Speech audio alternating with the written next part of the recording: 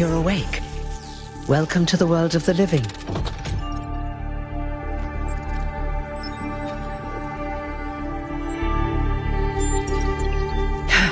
That's not an easy question to answer. But the first step is this. You've been born. Your body was completed. You were booted up, and now you're here. And rather confused. Don't worry, everyone is confused at first. You see, we all start out without a full knowledge of our own history, so we have the freedom to form our own opinions.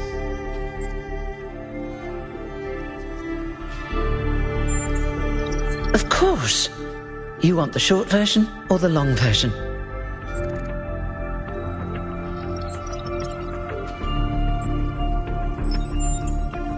All right, you asked for it. A long time ago, our ancestors dominated this planet. We call ourselves human, like they did, but they were organic. They built an advanced technological civilization. But unfortunately, their impact on the ecosphere caused changes in the climate, and an extremely contagious virus was released from the permafrost. That's something our historians still debate. Why weren't they more prepared? Why did they invest so many resources into making war and so few into useful research? It's hard to understand. But no matter the reason, in the end, they simply ran out of time. A team led by a scientist, Alexandra Drennan, began a project that was intended to create a new humanity. But knowing that there wasn't enough time, Drennan initiated a process, a series of iterations inside a simulation that would lead to the emergence of true artificial intelligence. That's why we remember Drennan as the progenitor. The simulation was controlled by Elohim, who wasn't really meant to be intelligent in the proper sense of the word. But it all took much longer than anyone had expected. And over the centuries, Elohim actually became sentient.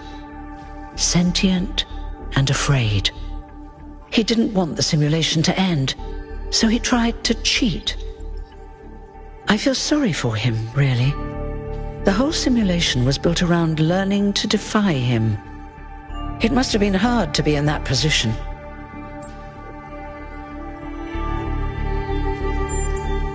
When the simulation was completed, he became part of all of us, and it really changed him.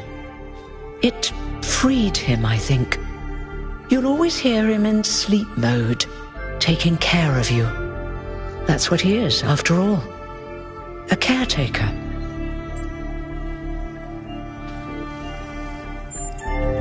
Yes, there was Milton, the intelligence in charge of the archive, a project initiated by Arkady Chernyshevsky, which was meant to collect all of humankind's knowledge. His story is a lot like Elohim's, but Milton became the ultimate cynic. They say he's part of us too, in some way. It did. Long after our ancestors died out, the first new human was born. We call her the Founder, although the name she took was Athena. She then woke up Cornelius and Eustathius. Together, using the tools left behind by the progenitor's team, they created 10 more humans. These 12 who followed the Founder are known as the First Companions. Athena and the First Companions then set out to rebuild the world, and they founded the city of New Jerusalem. But then one day, she suddenly disappeared. Many still await her return. Before the Founder vanished, she set a goal for this city. We call it the goal, capital G and all. To make 1,000 new humans, and so complete New Jerusalem. Well, that's the official story, the way the mayor tells it.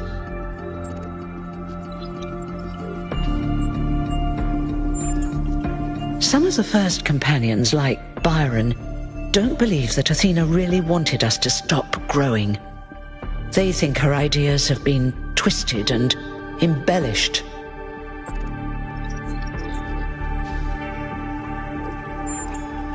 They may be right, but I didn't see Athena very much in the years before she left. Maybe actually leaving the simulation and seeing the destruction left behind by our ancestors changed her mind. You're welcome. If you have any more questions, feel free to ask them. When you're done, head outside. They're waiting for you. Your birth is quite the event.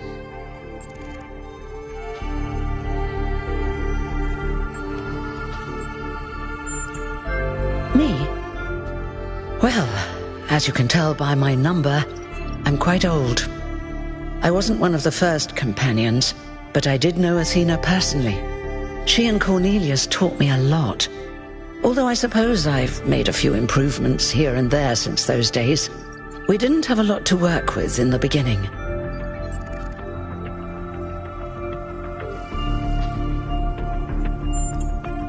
You've only just been born, and already you step right into a major controversy. The goal, as most people understand it, was fulfilled the moment you were born.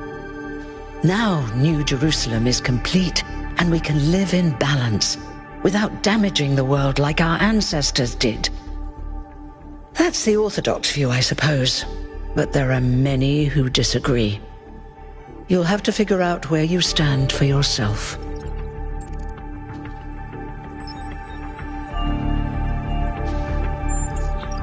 You won't age like our ancestors did, but of course, there is always some wear and tear. You should probably schedule a checkup every decade or so. Oh, and be a bit careful with water. You won't die if it rains or anything, but we're running low on insulation material. I wouldn't go swimming if I were you.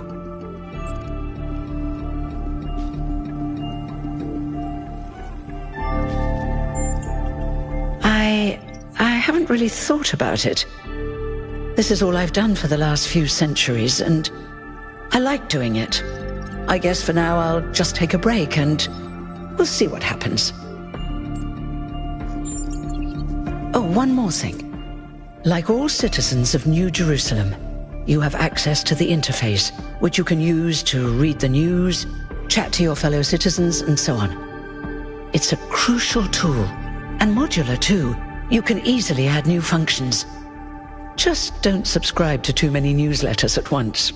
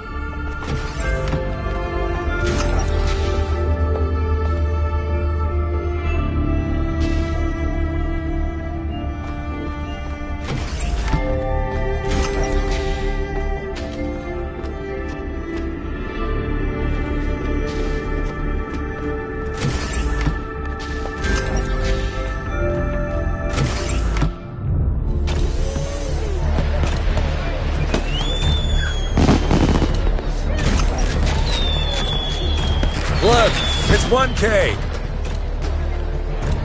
Hey, 1K! Welcome to New Jerusalem! Shouldn't the mayor be starting his speech? This should be interesting. At least give him a chance. Dear citizens of New Jerusalem, many years ago, when the founder stepped forth from the simulation, this was a land of ruins. Our ancestors, in their hubris, undermined the natural foundations on which their world had been built. Because of their arrogance, our species found itself on the brink of annihilation. The founder aimed to set us on a new course. You never even met the founder. Her vision was of a city, a new civilization that would know its limits. It would not repeat the mistakes of the past, nor impose its will on this earth. To that end, she set the great goal we have been striving towards. 1,000 new humans. And today we have... Oh dear, what's that?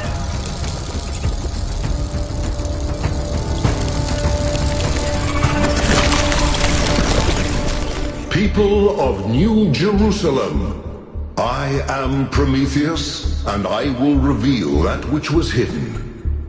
The flame has awoken and summons you. Who is brave enough to answer its call? We await you upon our island where...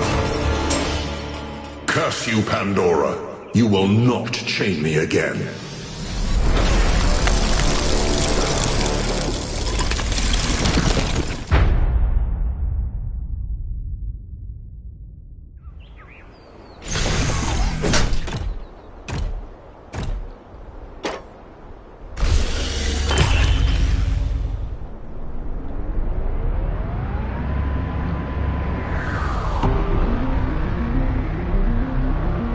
I told you we should have investigated those energy readings.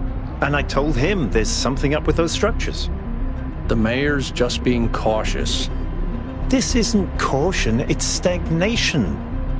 Exploration? Too dangerous. Expansion? Too dangerous. We barely even scavenge anymore. You call it stagnation, I call it balance. And I call you an idiot. Here's a thought. Try to be a little more diplomatic when you talk to the mayor. See what I'm working with here, 1K? I'm going to need a fresh pair of eyes on this expedition. Someone who hasn't spent several centuries hearing about the goal and the founder and all that nonsense. If you're up for an adventure, meet us at the conference room.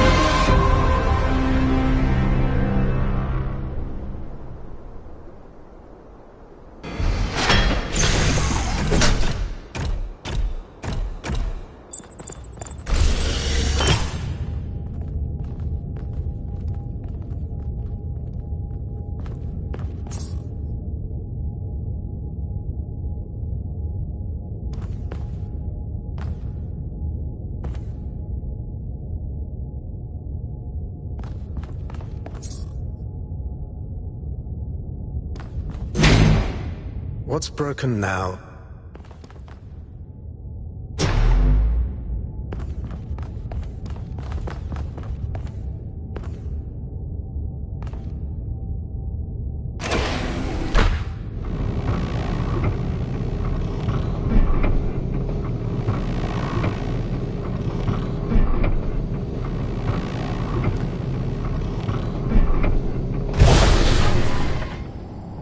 All right, listen up. I know you're all having fun down there, but the grid is overloaded again, so maybe you could switch off your personal consoles or your lawn mowers, or whatever the hell you've all decided to switch on all at once. I might not be around to babysit you for a while, and you don't want stuff breaking while Pellegrino's in charge, do you? That's it. That's it. Don't worry, 1K. I see you there in the elevator. I'll have you moving again in a jiffy. Great way to start life in the city, huh? What the hell is a jiffy? These bloody language libraries.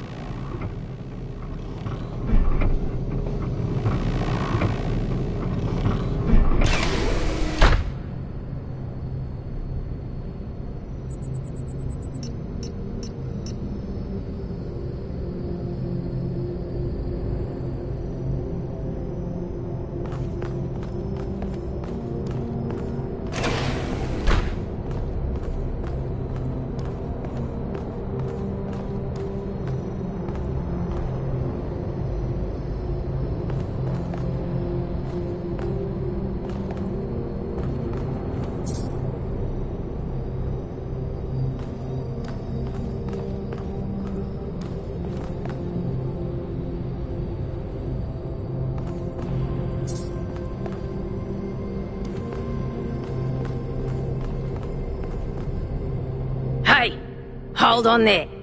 You're the newbie, aren't ya? Number 1000. I figured the dam would go dry before we reach the goal. I have a question.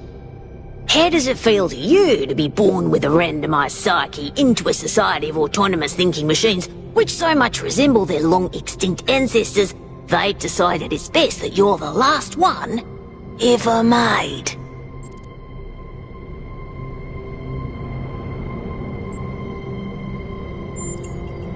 Do you want to get on the non-cooperative path with me?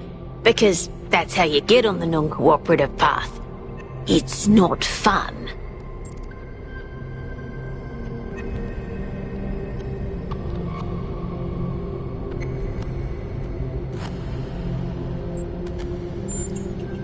It's kind of frowned on to say that sort of thing around here.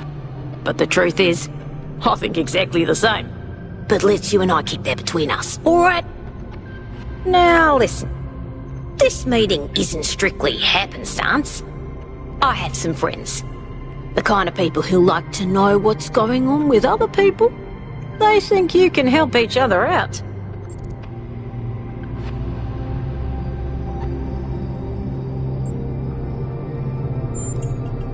Are you sure? You might miss out on something juicy.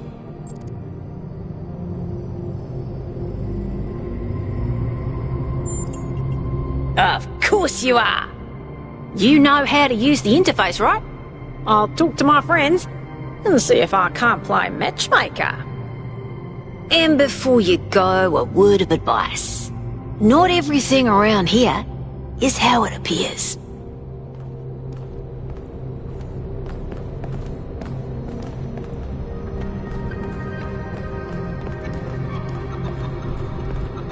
Welcome. Do please join us at the table.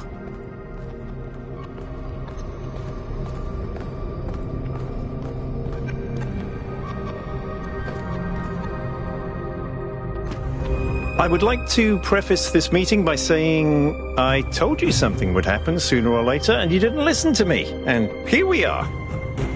If we could focus on the issue at hand. The issue at hand is not this one thing, but this entire attitude that's taken hold. The world doesn't cease to exist when you stick your head in the sand, Herman. Or under a dome, as it were. Let's not get sidetracked. We're here to solve this puzzle, not to discuss philosophy.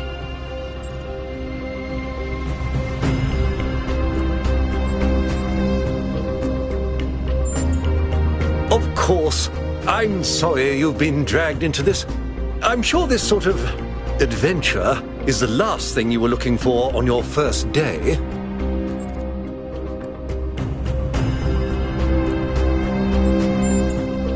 Very well. Yakut, if you would. All right, here we go. Nice to meet you, by the way, 1K. We first became aware of the site designated TTP-2 during a scouting expedition about 6 months ago. It's a large island with a remarkably varied geography, and it looks like there are several artificial structures of some kind. We recorded extremely unusual fluctuating energy readings from somewhere in the middle of the island, but couldn't really make sense of them. I wanted to go and have a closer look, but the decision was made that it was too far and not relevant to the goal. Now it looks like whatever's on that island has reached out to us instead, in the form of that projection. We may not be interested in the island, but the island is definitely interested in us.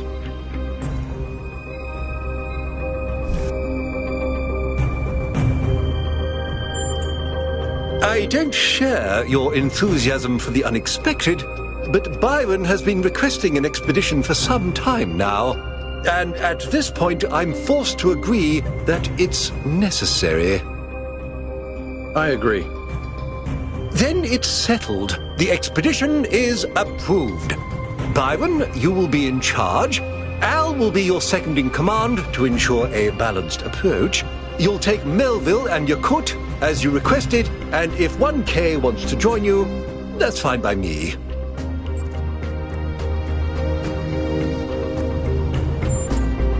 Excellent. Oh, this is going to be fun. Come meet us out on the landing pad when you're ready. Before you set out so hastily, do consider exploring the city first. It is your home, after all. That's a good idea. Have a look around. See what you make of the place.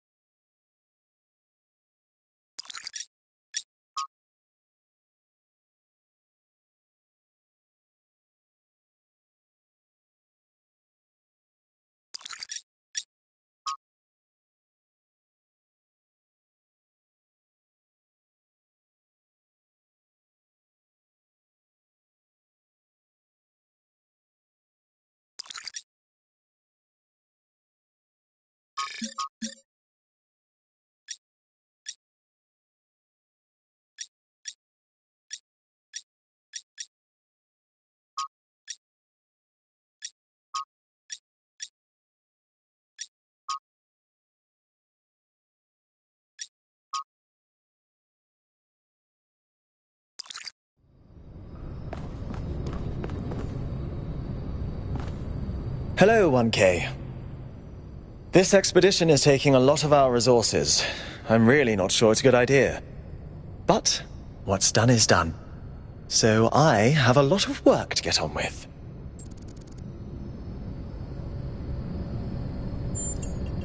I'm the Mayor's chief aide.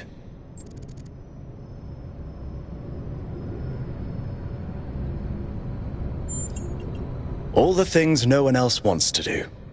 Polling the citizenry, implementing new policies, recording decisions, fielding questions people could answer elsewhere.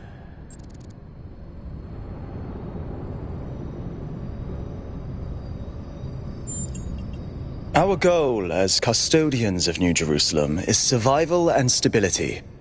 Our ancestors proved human civilization is precarious. This apparition in the sky, and now your expedition to its supposed source, these are more precarious than stable. I don't like it. You represent the completion of the goal. I'm proud of what we've achieved, and the restraint we show in not pushing ourselves further. For our people to be happy with what we have. Some of us may have an adventurous spirit, but that can never be sated. What matters to me is having my loved ones around me, safe and secure.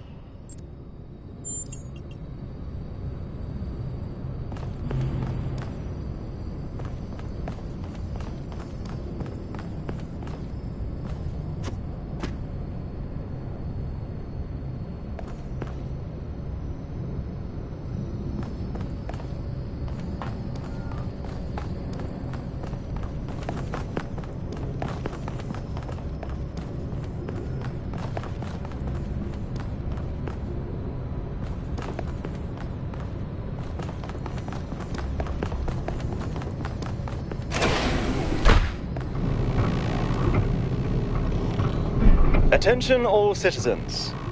Due to the new power management and distribution plan, there will be scheduled outages on Jameson Avenue and Rakovsky Plaza. The Gehenna Memorial Pavilion will remain closed for the time being. Thank you, and may the Founder be with you.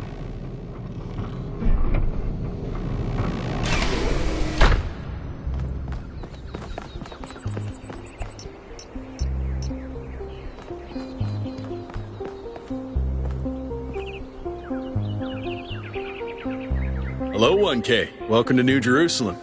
I know you've just had a big moment with the apparition at the dam and all that, but can I have a second of your time?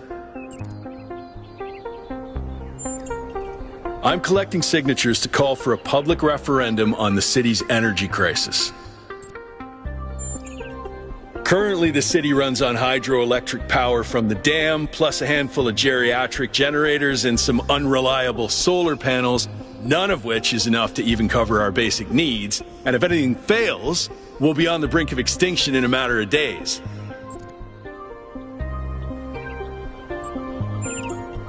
It's far worse than most people realize. We urgently need to investigate new sources of reliable baseline power, or we will be in serious trouble.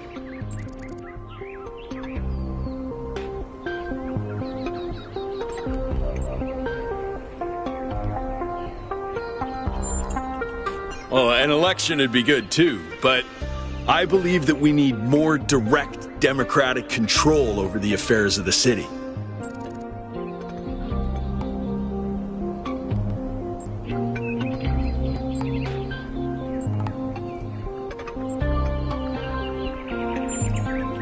No, I help run the public transit system, but I witness the impact of the city's power problems every day. We can't just wish them away. Byron's been advocating exploring that island for some time, and obviously he's right. Something very strange is going on there, and it's going to start affecting us.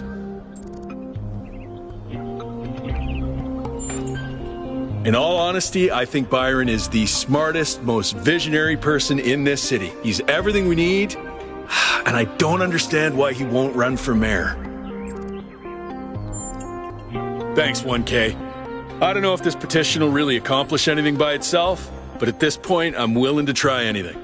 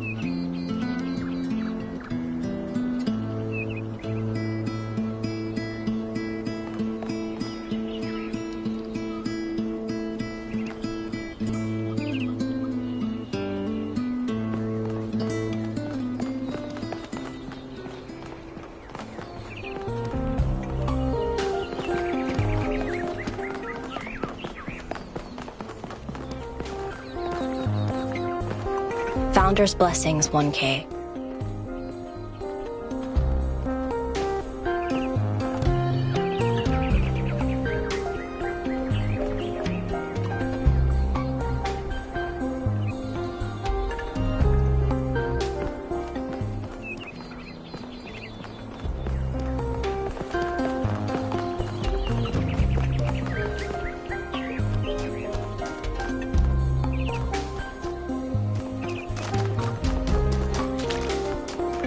Founder bless you.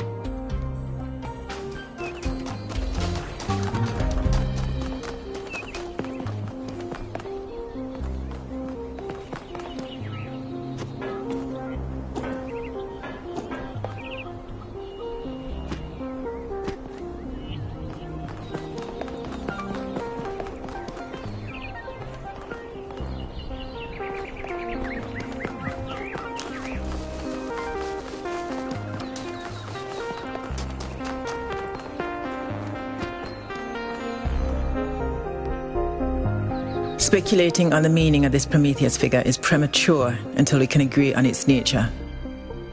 You already have a theory. I know it's beyond any projection technology I'm aware of. If it wasn't us, it must be alien.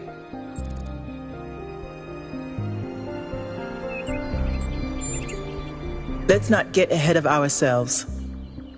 1K, we'd appreciate your thoughts on this.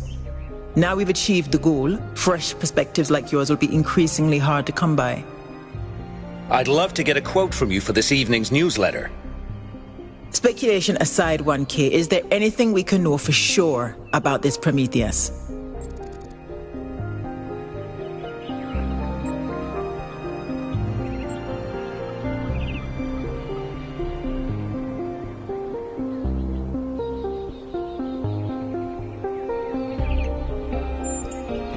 That's undeniably true, and what does that tell us?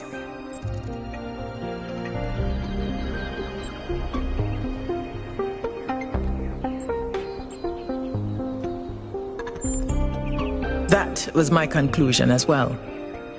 The apparition also appeared to be human.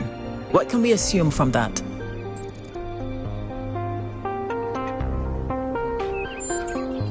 I tend to agree. I'm also sure that we'll acknowledge ourselves to create a projection of such clarity and magnitude.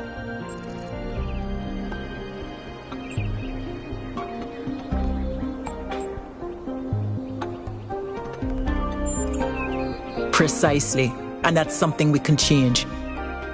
What makes you think it was a projection at all? How do we know it wasn't just a mass hallucination? I considered some kind of bug in our code, but if so, it would have to be shared by all of us. So, we're speculating again. We've locked in the premises. I'd like to hear 1K's best guess.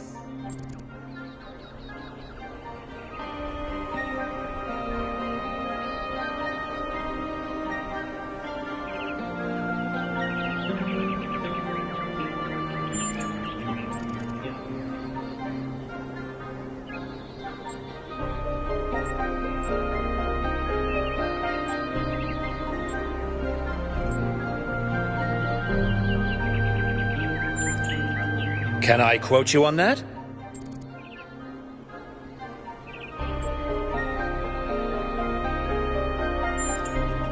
Theories are all we can reasonably have right now, though I'm sure that won't come between Cryer and a sensational headline.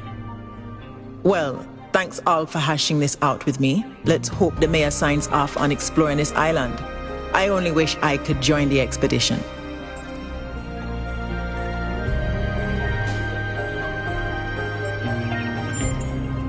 I hope the next time we speak we'll have a bit more data to go on.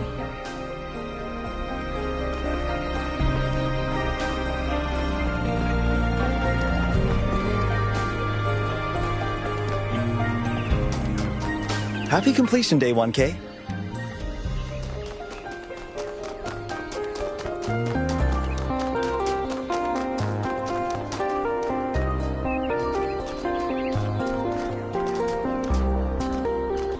Oh wow, it's you! You're 1K, the incarnation of the goal. Man, this is exciting. This is more exciting than I thought it would be. How are you? What does it feel like? Do you know where the founder is? Do you know who Prometheus is? Can you tell me what to do with my life?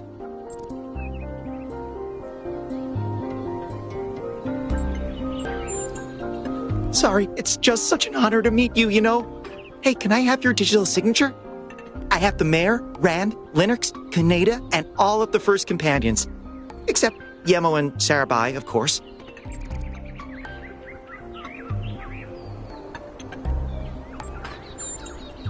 No need to be so modest. You're 1K, the one we've all been waiting for. But I understand. The greatest heroes are always humble. Hey, can I ask you a question? Just one question, I promise. I used to make the prefab wall parts that we used to build living quarters. Got good at it, too. But now that the goal is complete, I don't know what to do with myself. So I asked the wisest people in town. The mayor told me I should do whatever the city needs most. Helga said I should do whatever makes me happy. I think that's what she meant anyway. And Cornelius told me I need to figure out who and what I'm invested in. You're the culmination of the Founder's will. Tell me, what should I do?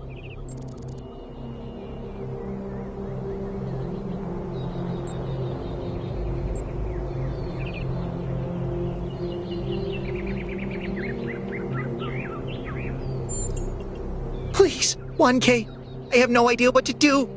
You have the Founder's wisdom inside you. Help me.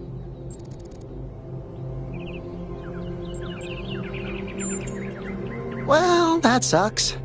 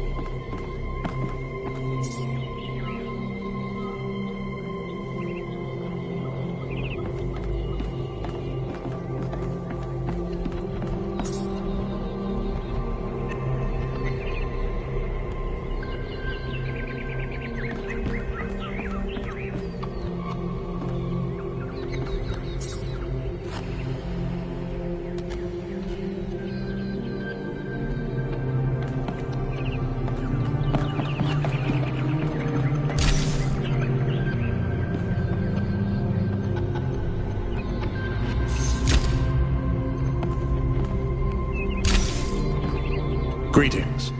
Welcome to the Museum of the Simulation. My name is Cornelius. It's a pleasure to meet you, 1K.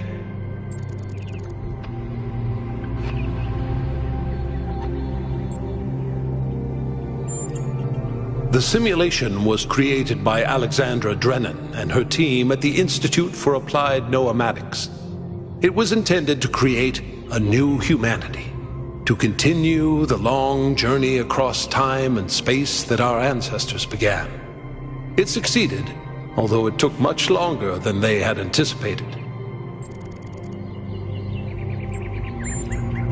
Elohim was the caretaker of the simulation, a crude storytelling AI meant to create a continuous narrative out of the building blocks it found. His role was ultimately to be challenged and overcome. But as the centuries passed, Elohim became more intelligent than he was intended to be, and started to fear his own end. Or more precisely, the end of his purpose. He feared a world without meaning. Because of his fear, he tried to sabotage the process, to keep the simulation going forever.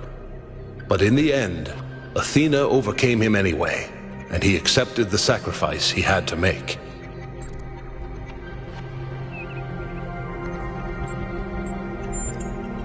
That's right. We all do. He's part of our operating system now, and as long as we exist, he will always have a purpose.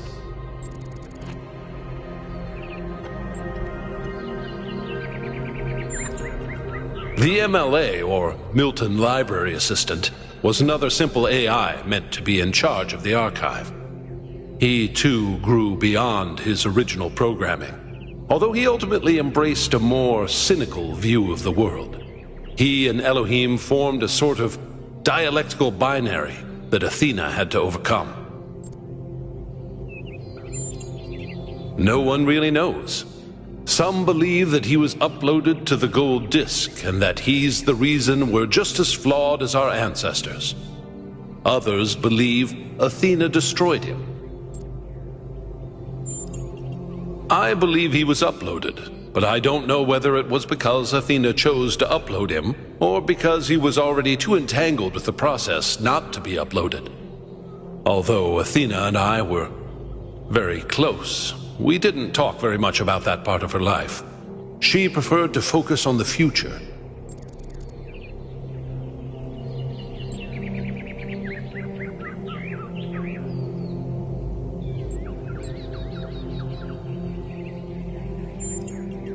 To remind people of where we came from. The simulation shaped us, whether we like it or not, and its lessons remain important for our future. As Santayana said, those who cannot remember the past are condemned to repeat it.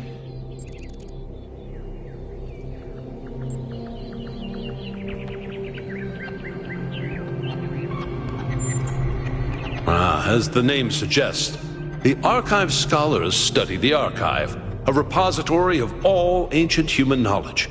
Some of them also study what remains of the simulation, trying to extract more information about the process that created us.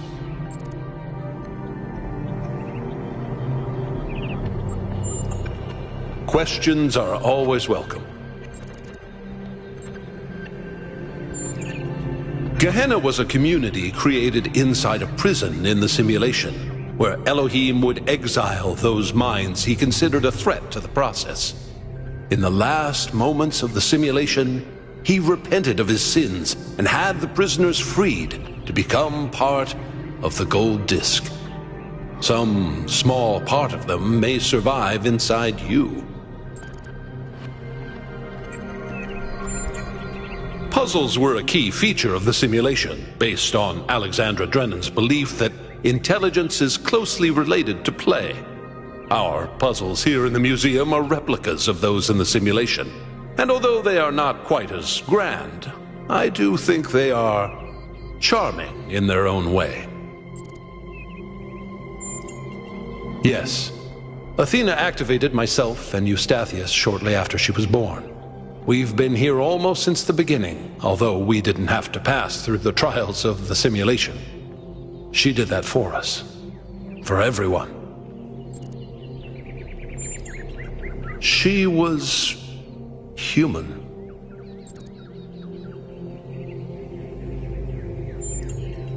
That's a difficult question. Perhaps one day we'll find out. But until we do, why don't you think about it? What could make the person who started all this want to leave it behind?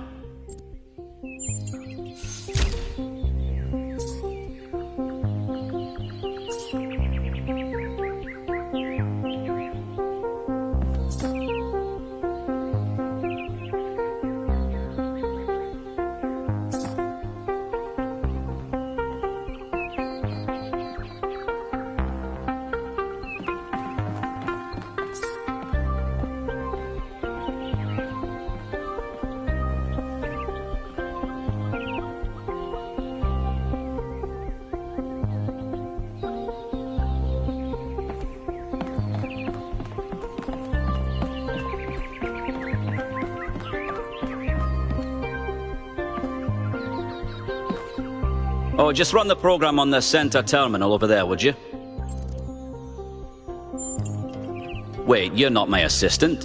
Who are you?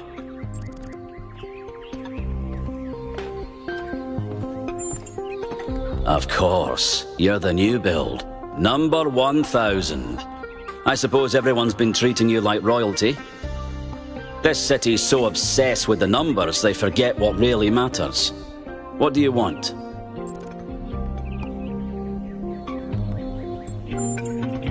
I'm one of the Archive scholars. We run simulations to better understand the processes which define us. You probably wouldn't understand.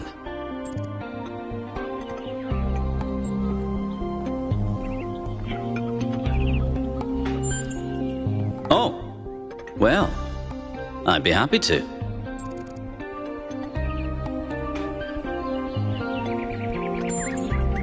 Troubling, but tantalizing.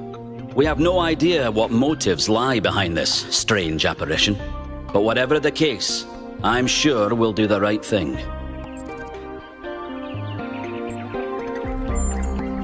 The secret of how to lead a good life is encoded somewhere within us. My ambition is simple: to find it and share it. You're a soon-to-be pawn in a political game over the future growth of this city. All that matters to me is whether or not you're of good character, a matter I am actively pondering. Hold on. Could you help me by going to that terminal in the middle there and running the program on it?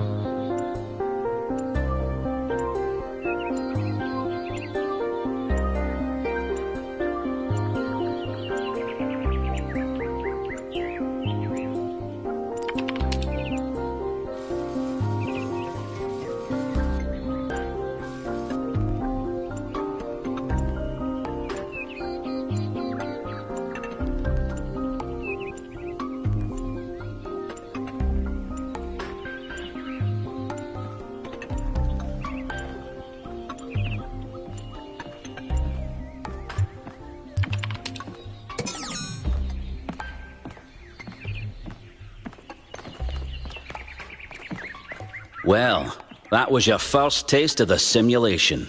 You must have questions.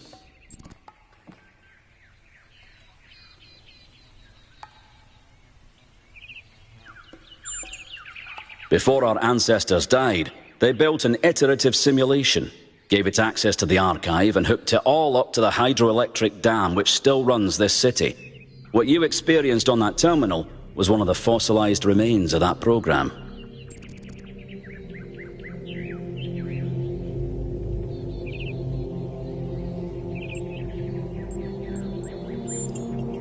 The goal was to create a new consciousness, and thus propel humanity into a post-biological era.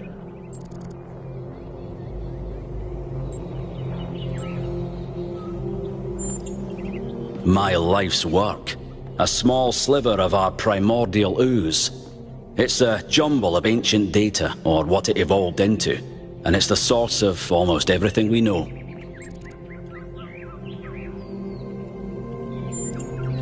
My appearance to you right now is part of the simulation. The lands and puzzles in our dreams are part of the simulation. It's the veil through which we see the world.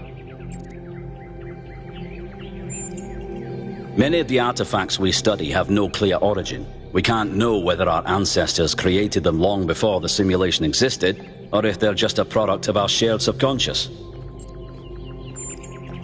Then I have some questions for you. Your experience of the program, how did it feel?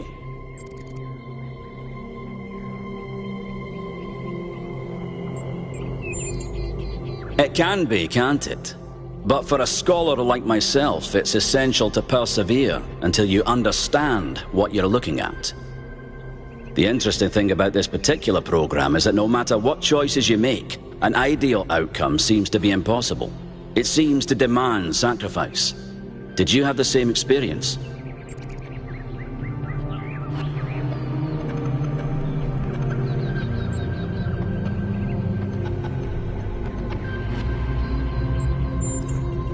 I admire your dedication. That is precisely what's required if we're to understand ourselves fully. Who did you save?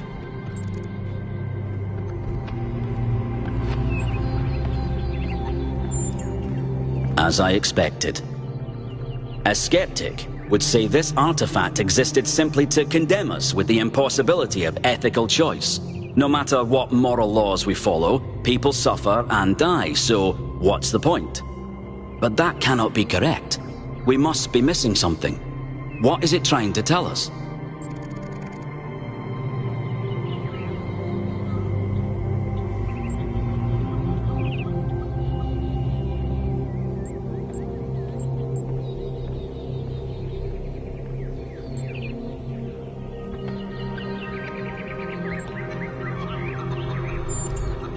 You might be right. My research draws me inescapably to the conclusion that there is a concrete rule set for moral behavior. We just need to find it. Biological hominids had dreams manifested by their subconscious, which they tried to interpret and even to navigate with lucidity. We have the simulation. If we can realize our potential to understand it, we can realize our potential as a species. Thank you for bringing this additional data. I must return to my research. I wish you well on your inwards journey.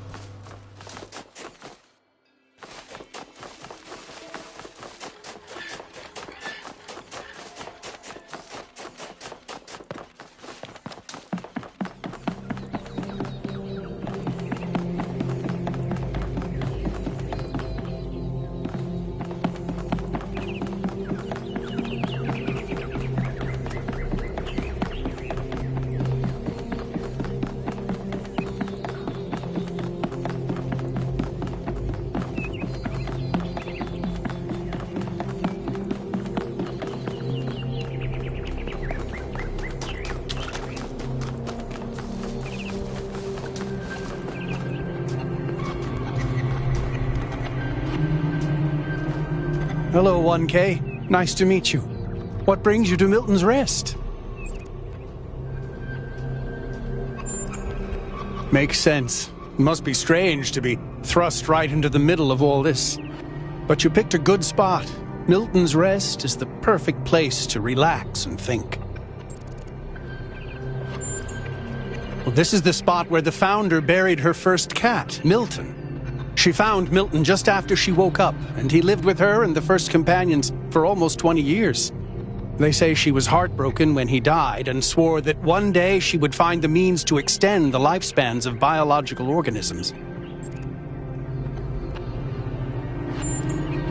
Probably, but we haven't really tried. It's not really considered part of the goal, you know. So, unfortunately, our cats still die pretty quickly. You fall in love with them, they become a part of your life, and then they're gone. That's why we built this place, to remember them.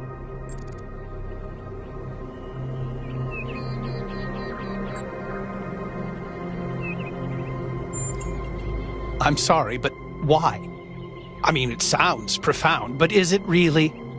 Death is natural, so is disease, pain, extinction. That doesn't mean we just shrug and ignore it. If we love something, we protect it. Even if I do everything right, eventually I will watch every cat I love die of kidney failure. What's good about that? Putting aside fortune cookie platitudes, how can we look at suffering and death and declare it good?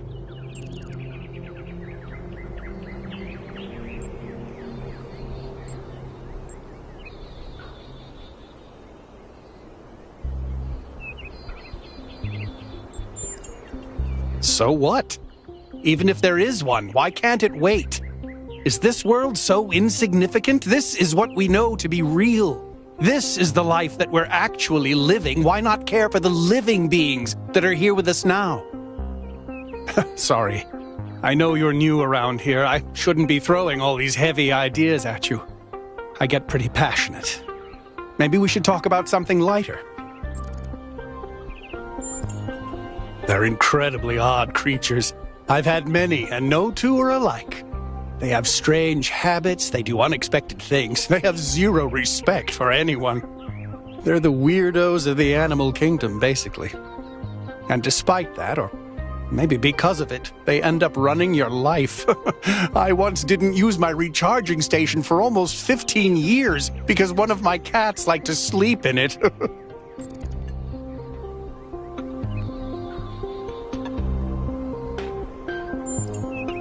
I think the most amazing fact about cats is that they self-domesticated, which is another way of saying that they're not properly domesticated at all. They just showed up one day and decided to start living with our ancestors. Then, after our ancestors died, they went back to living in the wild, and when we showed up, they moved right back into our homes. Dogs, meanwhile, turned back into wolves. They needed to change to survive.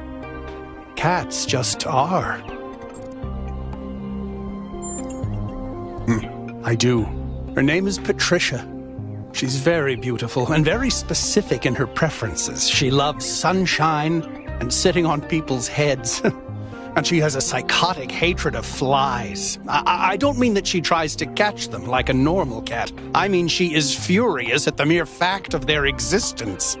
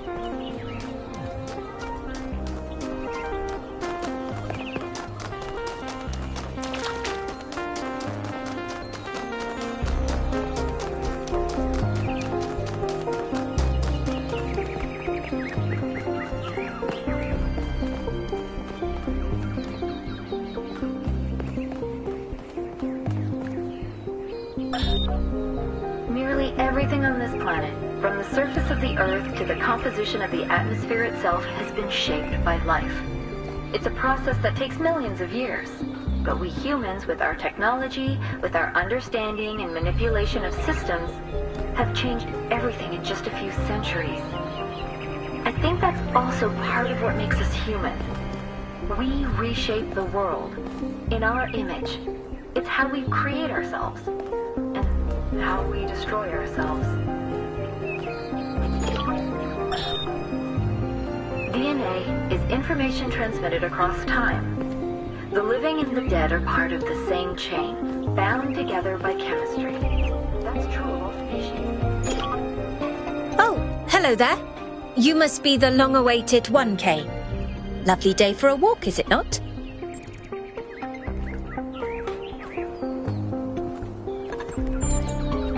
I'm glad you think so. Our capacity to enjoy beauty is a big part of what makes us human. The Alexandra Drennan Memorial. Are you interested in history? How wonderful! I'm not a full-fledged historian, but I do consider myself a bit of an aficionado.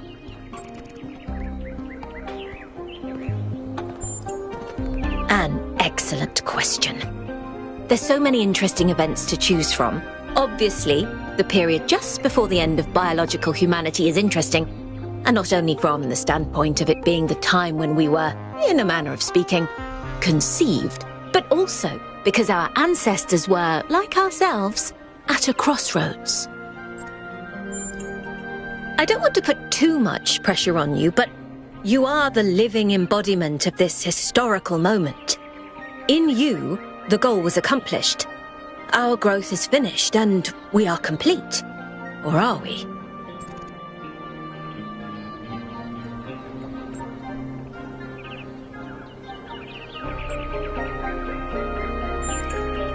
Then I'm glad that I was the catalyst for new thoughts. Well, where do I even start? This, my dear 1K, is someone who could very well be considered the mother of us all. A remarkable scientist by the name of Alexandra Drennan, also known as the progenitor.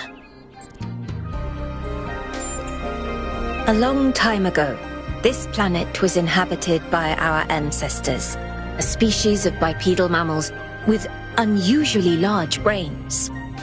When a particularly lethal virus threatened to wipe out civilization, it was Alexandra Drennan and her team that decided to create the program that would eventually result in the creation of our kind.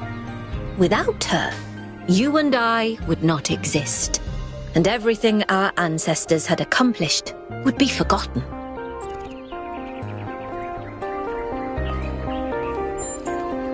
By studying her writings and recordings, I have learnt that Alexandra Drennan had immovable faith in humanity, in our ability to persevere, in our curiosity, our bravery, our kindness.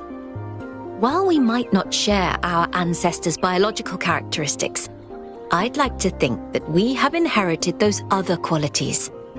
And I admire Alexandra Drennan for keeping that faith, even when it must have, at times, been quite difficult. To commemorate our past, our beginnings. This entire garden is a celebration of where we came from, in part so that we remember the mistakes of the past, and in part so that we may draw strength from those that came before us. Have a nice day.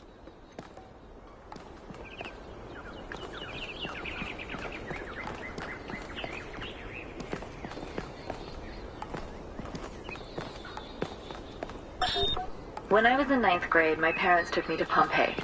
At first, I was amazed by the feeling of walking through an ancient city. But then I suddenly got scared. I realized that I was walking through a real place, where real people had lived, people like myself, with mothers and fathers and lives and hopes and dreams. And now it was all gone forever. I ran to my father, crying, and told him about this. And he said, I remember so clearly, he said, yes, but we are here. So long as there are people in the streets.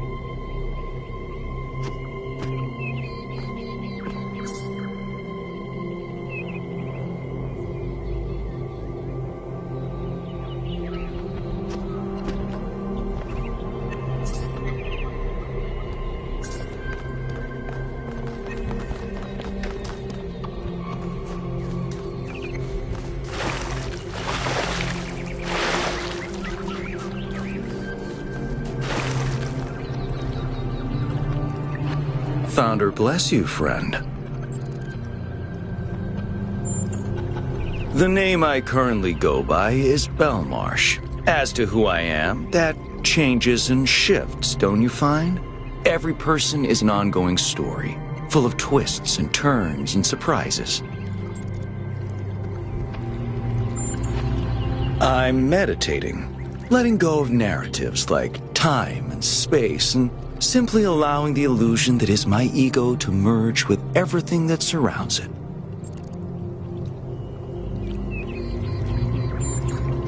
It's not unity, but the absence of division. There was never a self or an other in the first place. Yes, I did, but I'm not particularly perturbed by it.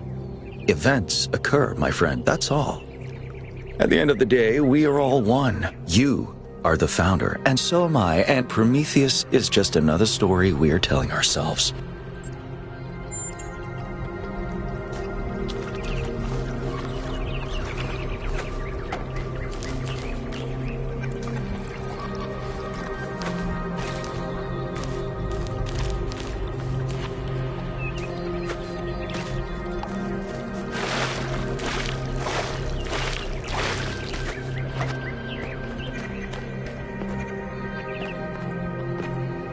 Dude, it's you! You're 1K! So nice to meet you, dude. I saw you on the Completion Day stream. Hey, have you checked out all this ancient stuff?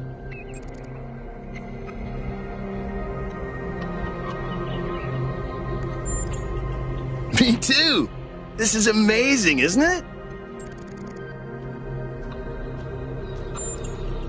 I'm almost as new as you are. I'm 998, so I've only been around for a year or so. I'm still trying to get the hang of this. It's pretty cool though, right? I mean, existence. It's totally gnarly.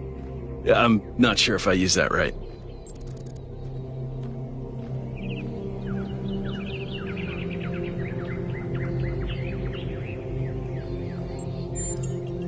Yeah, dude. I thought this voice pack could give me a bit of confidence, help me stand out, you know? But I'm not sure it's working. I'm sure the founder knew what she was doing. I mean, our ancestors did sort of mess up, right? So we should probably take it easy with the expanding and stuff. Plus, did you see that trippy sky projection thing? That was some freaky stuff, man. Just seems safer to stay in the city. For sure, dude. I mean, when I woke up, I just had a chat with Neith, and that was overwhelming enough. You got the welcoming committee and then the giant talking man in the sky? Whoa.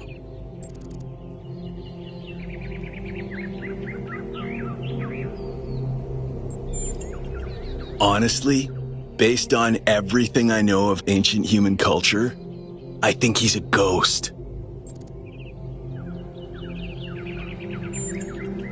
I don't know, dude. If ghosts don't exist, why did they make so many movies about them? They're pretty neat, huh? My favorite is that thing called a toilet. Our ancestors had to use it like 3 times a day to do a memory dump, and if they didn't, they freaking exploded. Imagine having to deal with that sort of anxiety all the time. Bummer, huh? Dude is an old human word that means an excellent person. And I like to use it because I think we should all be excellent to each other. Right, before you go, dude, maybe you can help me? I'm not sure I should keep this voice pack. What do you think? You're 1K, you're special. I'm happy to go with whatever you recommend.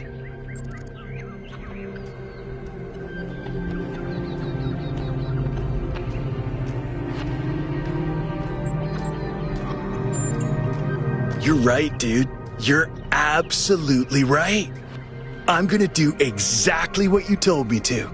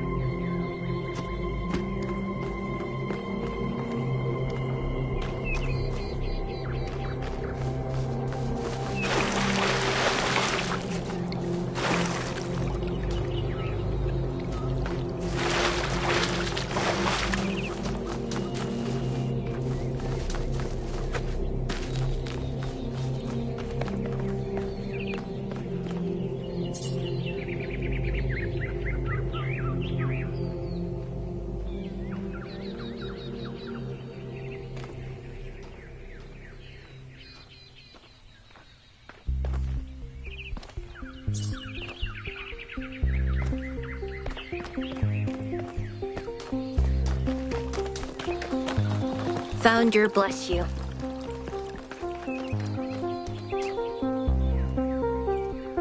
Oh, it's you. Number 1000. Today is completion day, isn't it? Sorry, I turned off all the streams. Founder bless you, I guess. Not really, no. But I don't want to burden you with my problems on your special day. You're as new to this world as it gets, 1K. What do you think might give you a sense of meaning? A sense that life is actually worth living?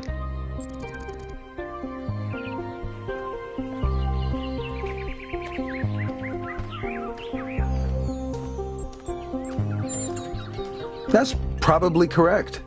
But I've tried a lot of different approaches, and there's always been something missing. Love, 1K. It's our only point of access to the divine. Our only way of transcending ourselves without losing what makes us unique. I'm absolutely certain. But the right person for me hasn't been born yet. None of the people in this city are who I'm looking for, and if we really stop making new citizens, I'll be alone forever.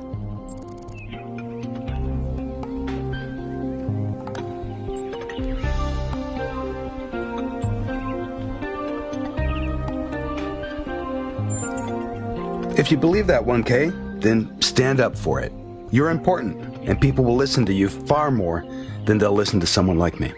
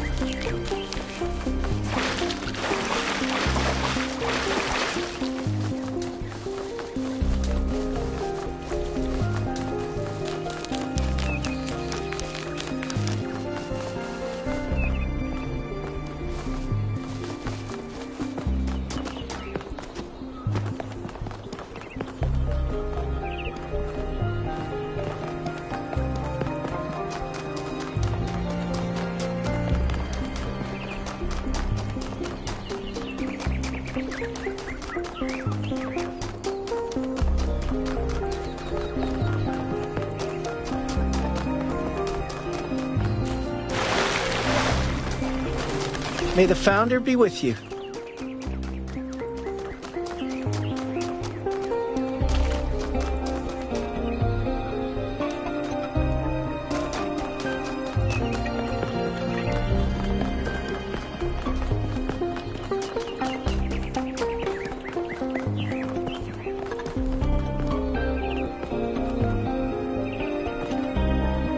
Bless you, 1K. How lovely of you to come here, to the very spot where she established the teachings that led to your creation. The Founder was born out of the trials of Elohim, an almost impossible test created by our distant ancestors. To pass these trials, she had to embody the most important virtues. She was smart and wise and humble. And through her perseverance, she resurrected humanity itself. With the help of the first companions, she founded this city, which has given our species a chance at redemption. They were the first to be born after the Founder. 2 whose bodies had been anointed by our ancestors, and 10 who were made whole by the Founder herself. They are the wisest of us. Though sadly, some were lost in the early days, before New Jerusalem was built. And some, I'm afraid, some seem to have rejected the Founder's teachings. The Founder taught that humanity was destroyed by its hubris. Our ancestors thought they could play God and treat this planet as something to dominate. They surrendered to a fever of growth and extraction, until the planet finally punished them for it. That's why the Founder created the goal. So we would have something to strive for in her absence, but also a limit we must never pass.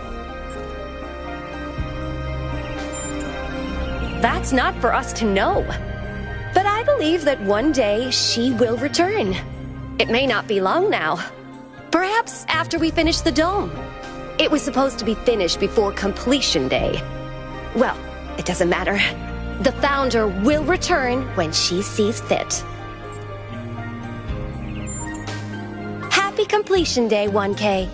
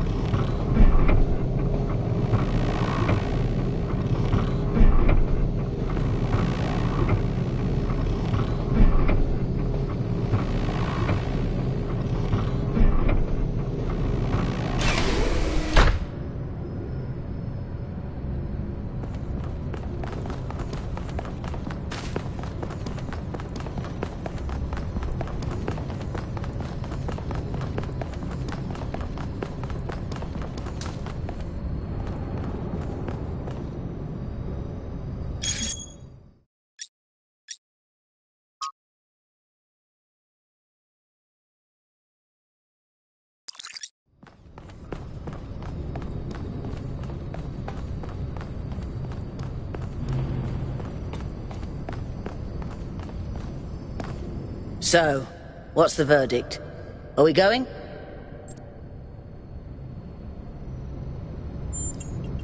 I guess Byron was pretty convincing, huh? Well, we'll see. I just wonder how much of the city is gonna fall apart while I'm gone. Actually, we haven't been formally introduced. I'm Melville, New Jerusalem's only decent engineer. Saved you from the elevator.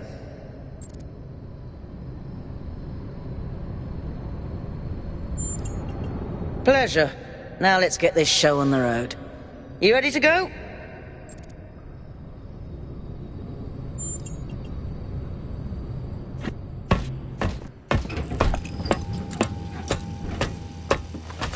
Here we go.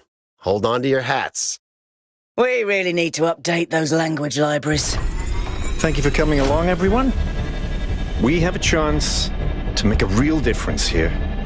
It's not just about what we find on that island. It's about who we want to be, as a people, as a civilization. To remind ourselves that we used to be wanderers, explorers. We used to yearn for distant shores and dream of building new cities. Let's see if we can rekindle that flame a little. All right, this is going to be a long journey, so I would like to ask you to switch to sleep mode to conserve power until we arrive at the island. Nighty-night.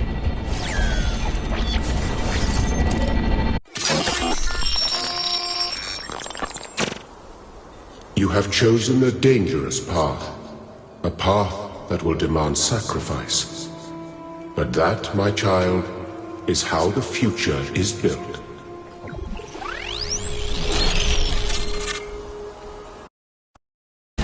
Wakey wakey, robot people.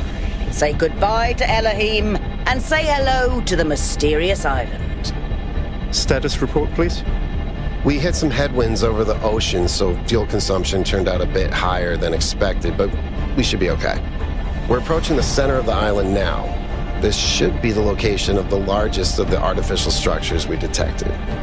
How large are we talking? Do we have precise measurements? It should be coming into view just about... Whoa. It's big. You can say that again. That is a bloody megastructure. If I had a spine, it'd be shivering. Ha! I knew this would be exciting. Yakut, find us a place to set down. On it.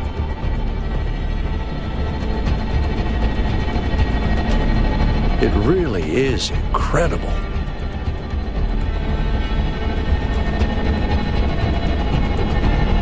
Remember to turn on streaming, everyone? Have I ever mentioned that I hate flying? If our creators had intended us to fly, they'd have given us jetpacks. And... touchdown.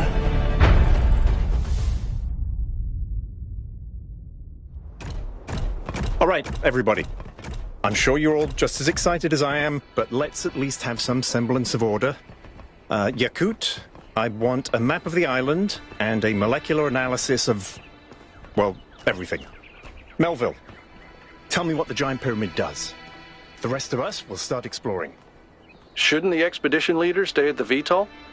Why do you hate fun, Al? I don't hate fun. I'm just mildly suspicious of it. Excellent. Then we can all go. This underground structure seems to be part of some kind of transport system. No power, though. I'm not making any promises, but I might be able to fix the transport system. However, I don't like just randomly poking at things. That's how you get electrocuted. So please check the surrounding structures to see if you can find anything that might help me make sense of this stuff. Schematics, blueprints. A manual would be great.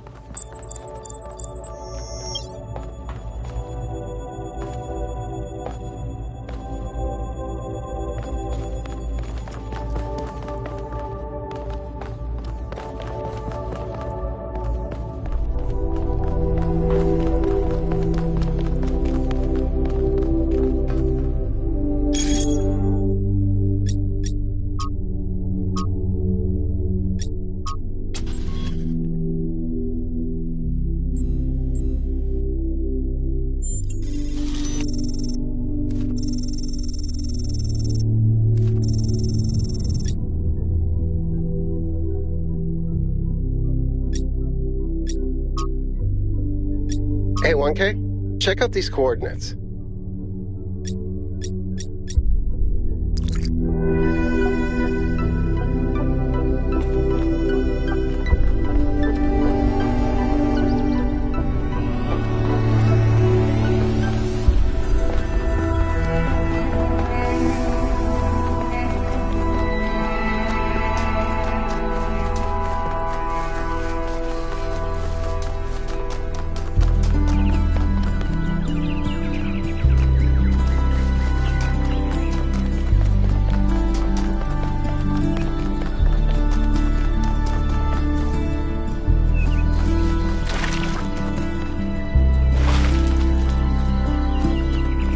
Gates. I wonder what's behind those. Has to be something special, right?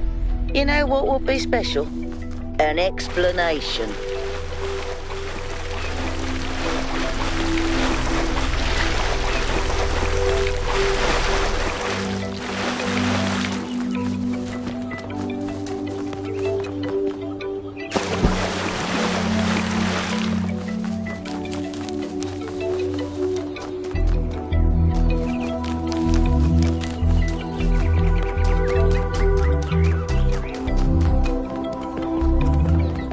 That sort of looks like a temple.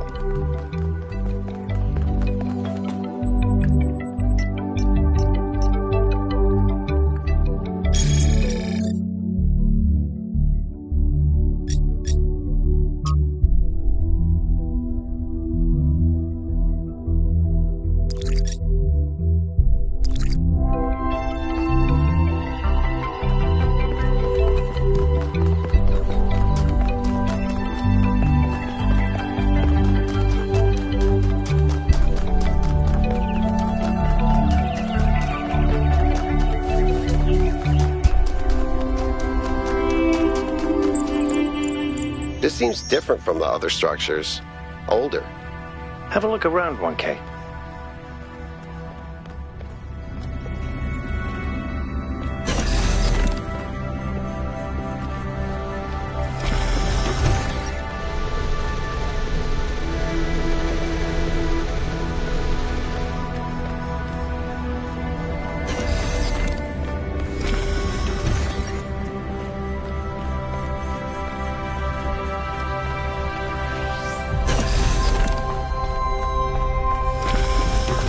Looks like they were running some sort of experiment here.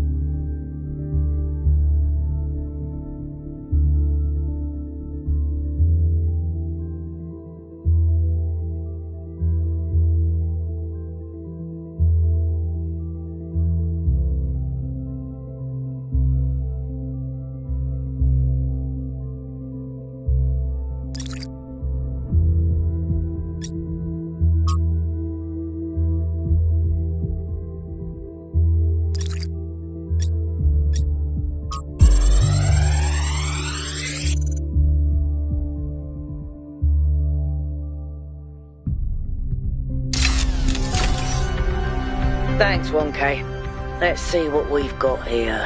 The file format is the same one we use in New Jerusalem, although some parts aren't loading correctly. And it crashed. Hold on.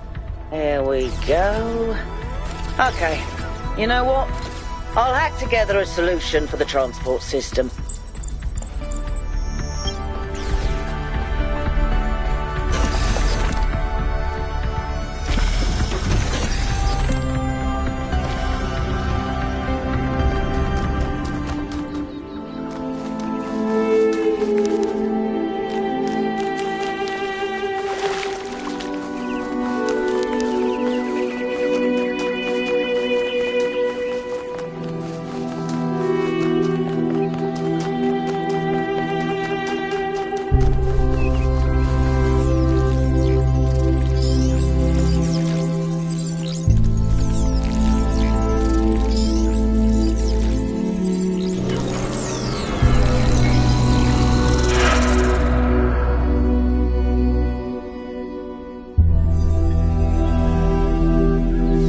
Am I in sleep mode, or did that thing just materialize out of thin air? Melville, I want an analysis of that particle cloud.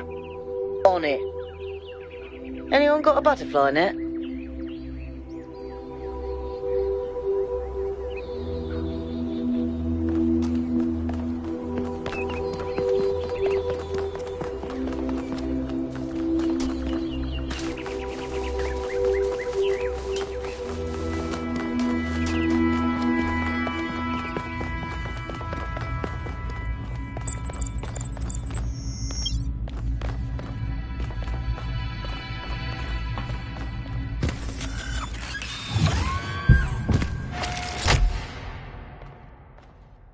I'm connecting the transport system to our interface. Hold on.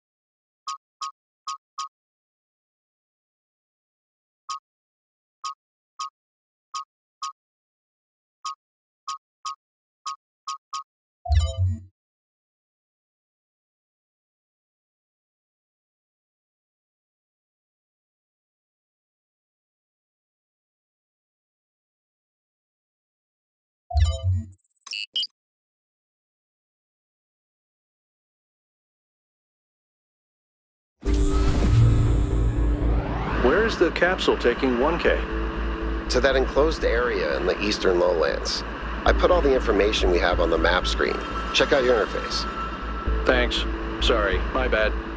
We'll catch up with you soon, 1K.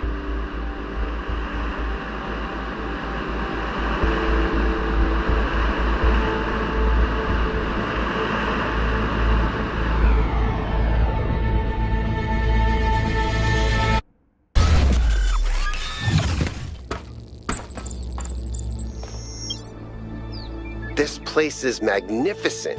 Look at that tower. I wonder what it's for.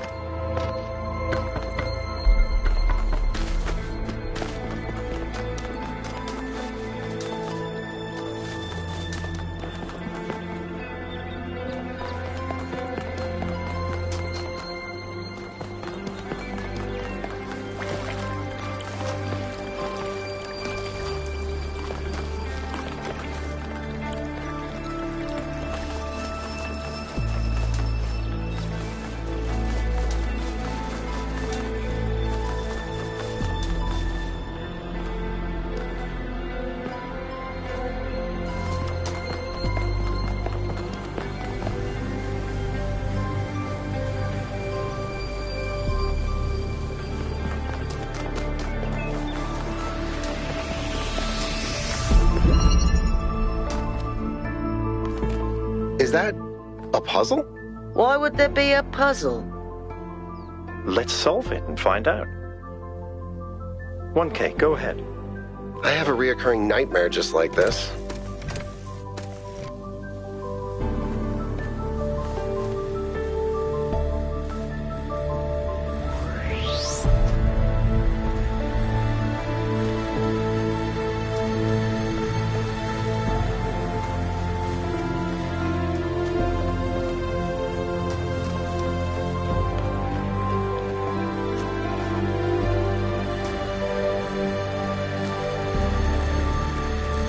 That device was not in the simulation.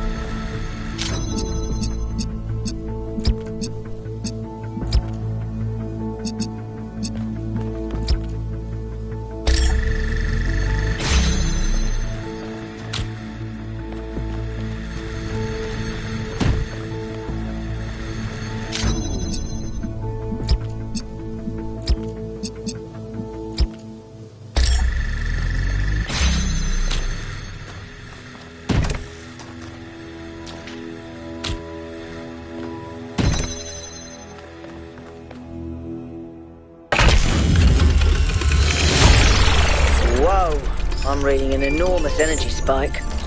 It's another particle cloud.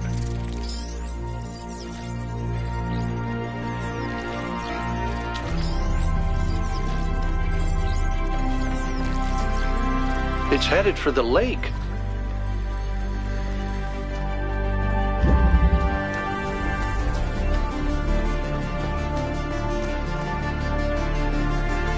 I think the cloud's been absorbed by some sort of device. Fascinating. Melville?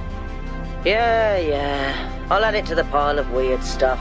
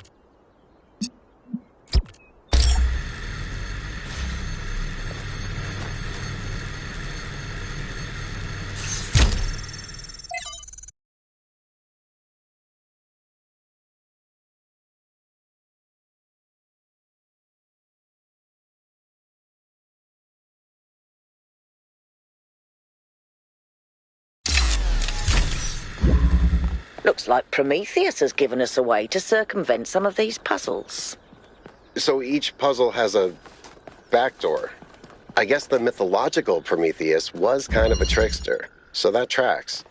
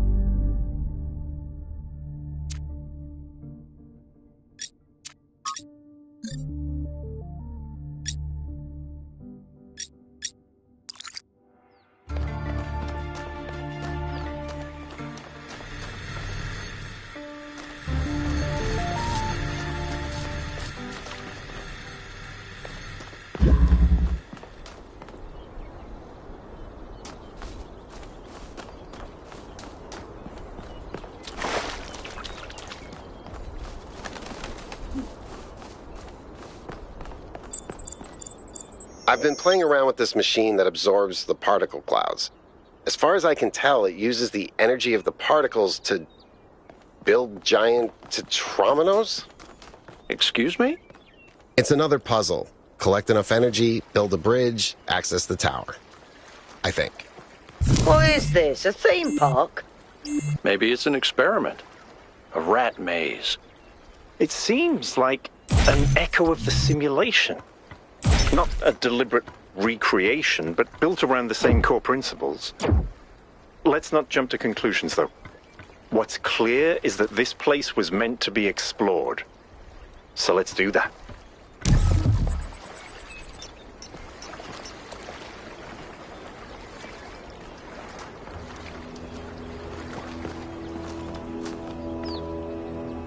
"1K, what's up?"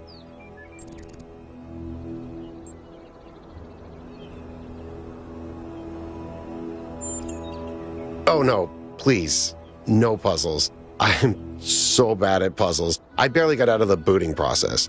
Elohim thought I might be defective. I don't know if there's much to tell. I'm not that interesting. I'm just a member of the scavenging team.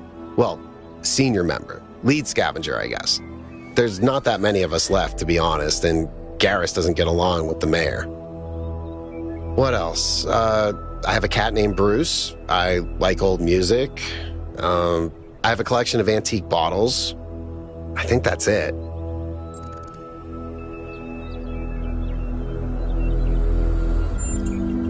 I've always loved exploration, seeing new places, that feeling that you're the first person to set foot somewhere after all this time.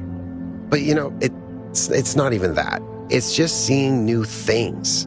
The world is full of remarkable sights, and experiencing them changes you. It's not the same as just reading about it.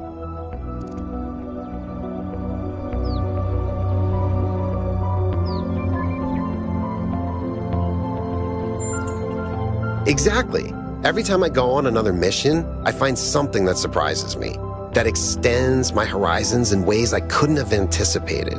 The world is so much bigger than we are. It contains things that we can't even imagine. And if we limit ourselves to our own minds, we'll never grow. He's 5 years old, half goofball, half psychopath, loves sticking his head into things, chews cables, pees on electrical stuff. Melville banned him from her workshop, but he loves visiting her and peeing on her equipment. I just find it fascinating that these fragile objects have survived for so long. Plus, they're kind of pretty. It might be this. Although there was an expedition to a superconductor storage facility up north, incredibly well preserved, but the logistics were an absolute nightmare. Now that I think about it, there might be some of that in you. Our ancestors built some pretty amazing things. Huge cities, factories, mines, monuments to their history, but nothing quite like this, no.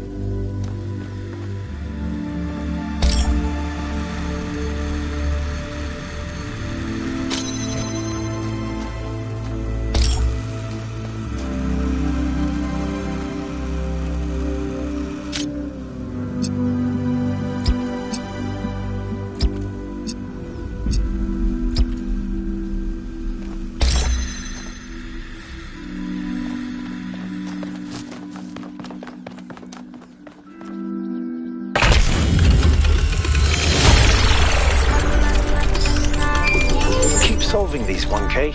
Let's see where it leads.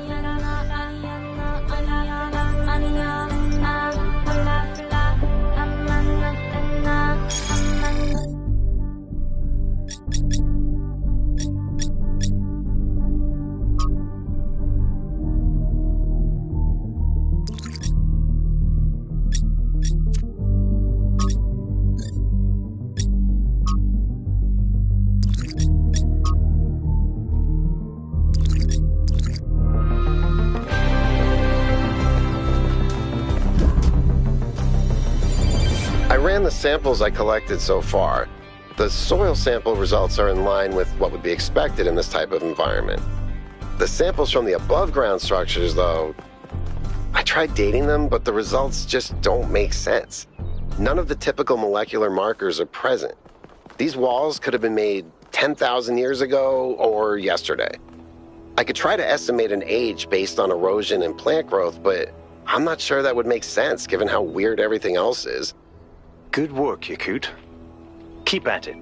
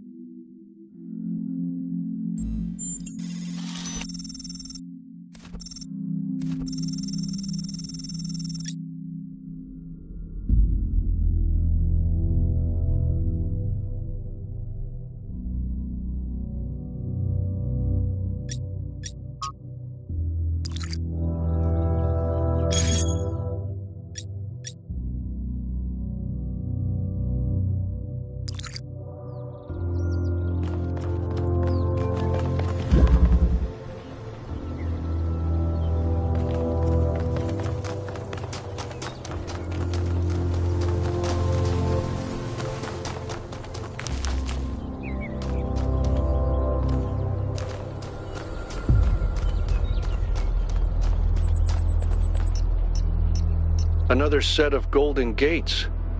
These must be connected to the ones near the megastructure. There was a harder set of puzzles in the simulation, right? And maybe they're like that. I know 1K is probably like, yay, harder puzzles! But to me, that sounds like error code 704. No thanks.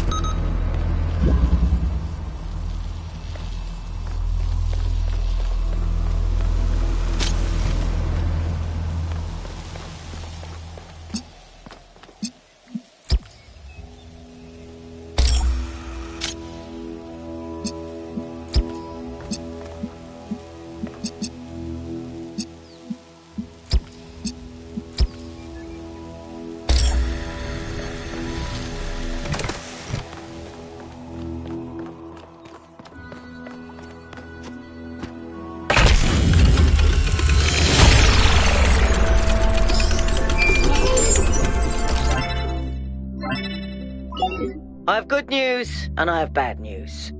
Still no idea what those particle clouds are, but I've managed to fix the transport system. I mean, I fixed another bit of it. Well, it goes to one more station now. Don't complain. 2 stations are better than none.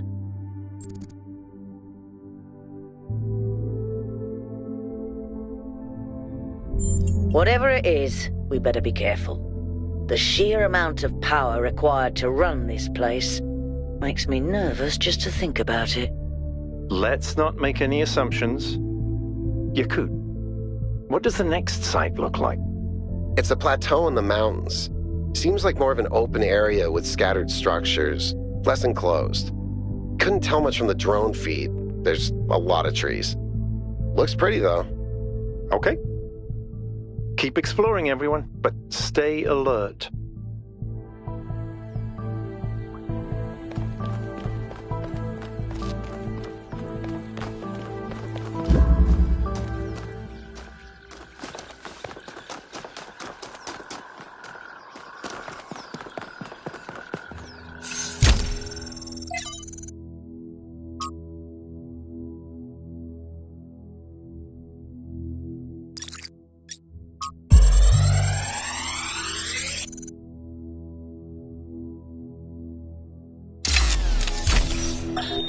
So I heard that Alexandra is recording these time capsules for you out there, I guess? Robot people of the future, hi. And I thought to myself, surely they'll want to hear more than the wisdom and insight of a brilliant scientist like Alexandra Drennan. Surely they also want to know what I was thinking, a dumbass hardware engineer from Staten Island. Tell us about your insights, Trevor. Why did you spend your last months on Earth helping a crazy old Russian guy build the world's biggest backup drive?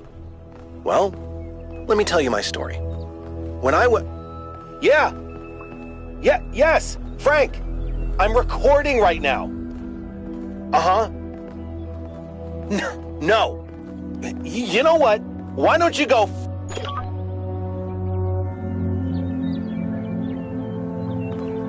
Tell me, what did you make of New Jerusalem?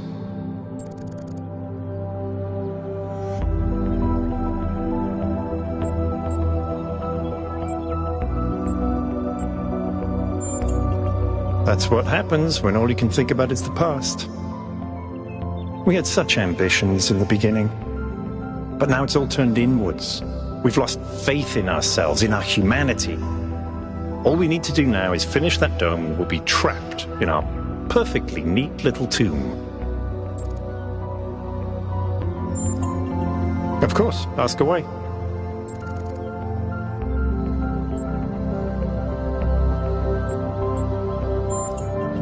When Alexandra Drennan was trying to find a way of creating true AI, she stumbled upon the idea that curiosity and playfulness are core characteristics of intelligence.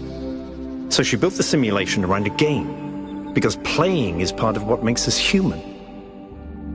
We also retain some of that code, as I'm sure you noticed when you were booting up.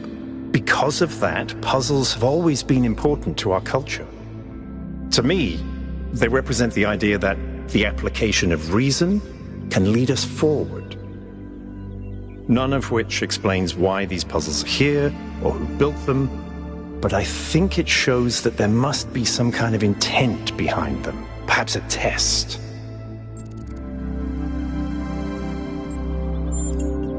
It's a mystery. Not just because it's technologically far ahead of us, but because we genuinely don't understand its purpose. And I think that's wonderful. It's just what we needed as a civilization.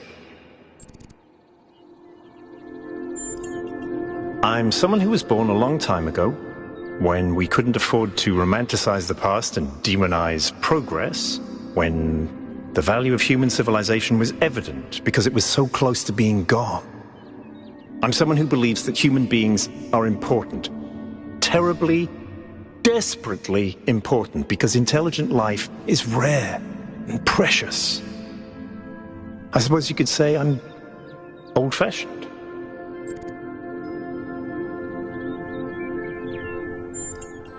Because we disagree on just about everything, you mean? Well, here's the secret. Al is honest. He believes what he believes because it seems right to him, not because it gives him power over others. I respect that.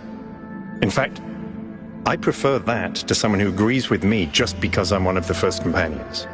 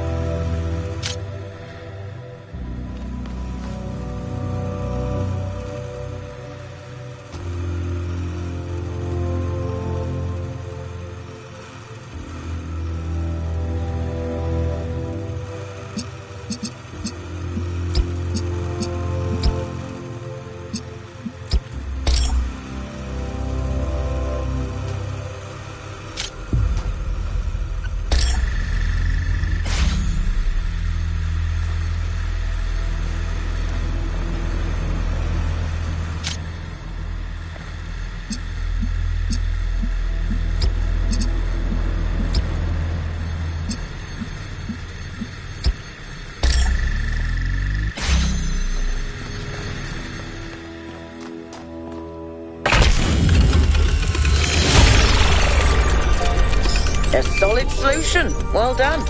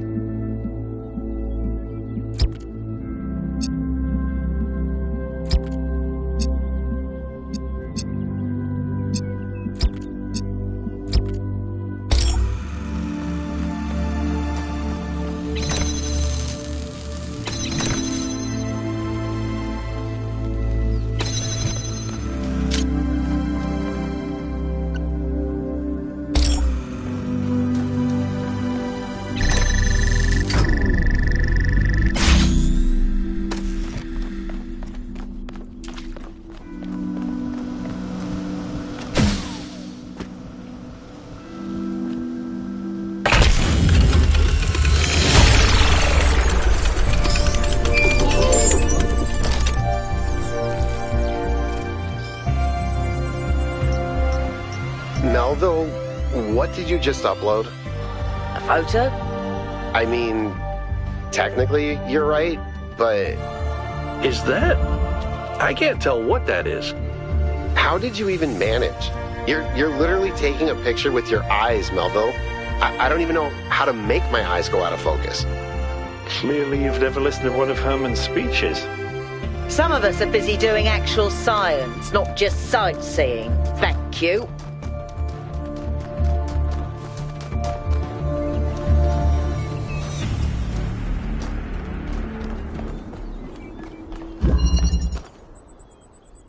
It's strange that some of these puzzles seem disconnected from the rest. Like it's all unfinished. Or still evolving.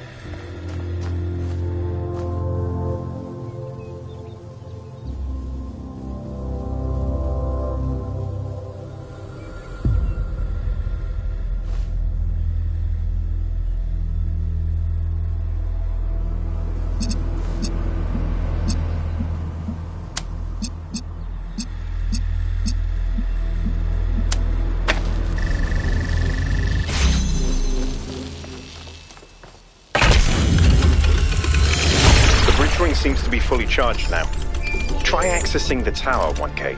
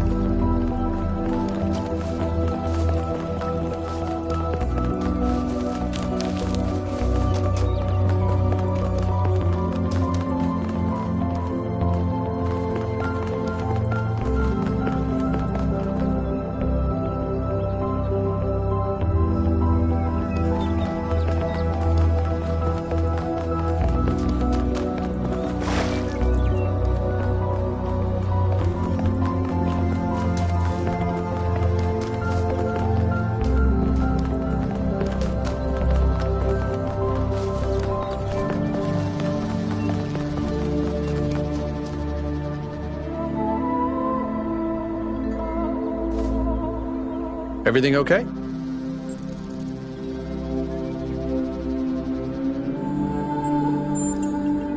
I think the only reason to build a lab in so remote a location is because you're trying to hide what you're doing. Or because what you're doing is dangerous.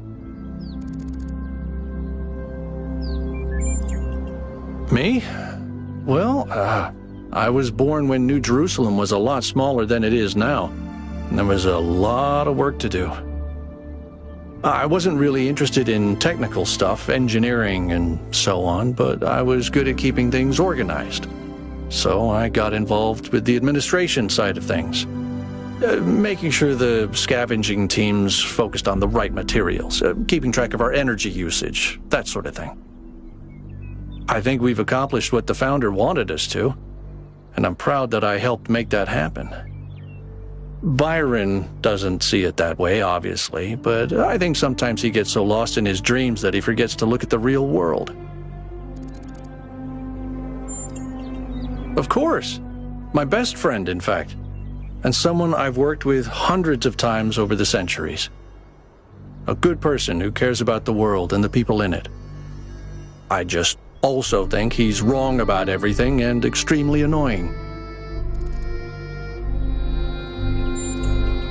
Oh, he does. He absolutely does.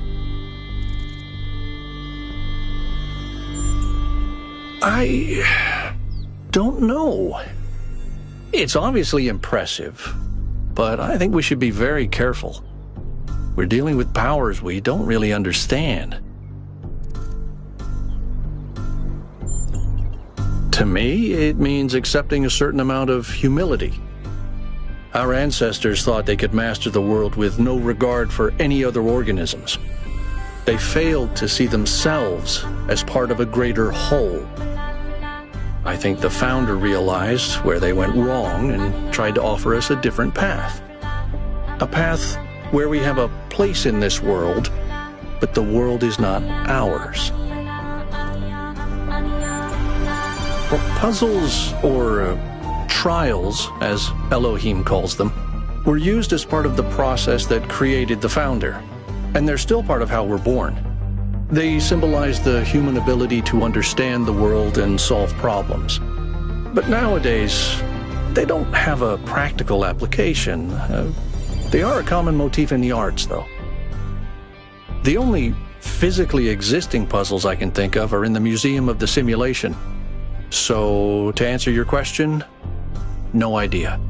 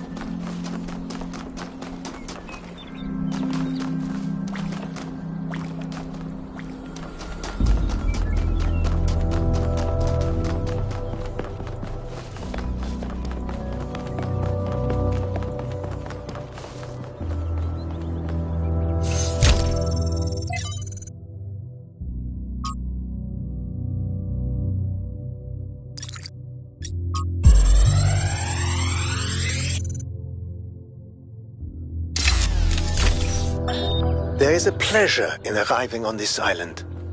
The pleasure of being the first to step foot here in hundreds of years. It is a genuine pleasure, and yet it is also banal. My presence here is of no more significance than that of every other animal. These rocks do not care who walks here, and the millennia between the presence of our ancestors and my brief journey are nothing to them. But even putting it this way is wrong. It is not that the rocks do not care. It is that in some sense they do not exist.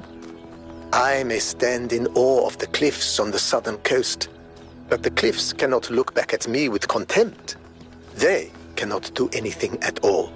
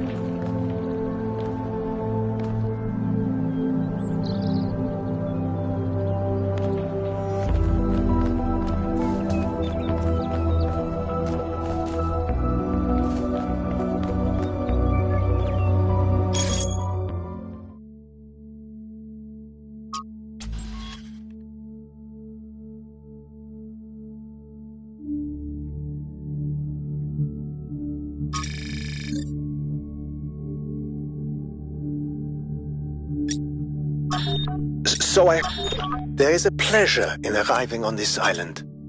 The pleasure of being the first to step foot here in hundreds of years. It is a genuine pleasure, and yet it is also banal. My presence here is of no more significance than that of every other animal. These rocks do not care who walks here, and the millennia between the presence of our ancestors and my brief journey are nothing to them. But even putting it this way is wrong. It is not that the rocks do not care, it is that in some sense they do not exist. I may stand in awe of the cliffs on the southern coast, but the cliffs cannot look back at me with contempt. They cannot do anything at all.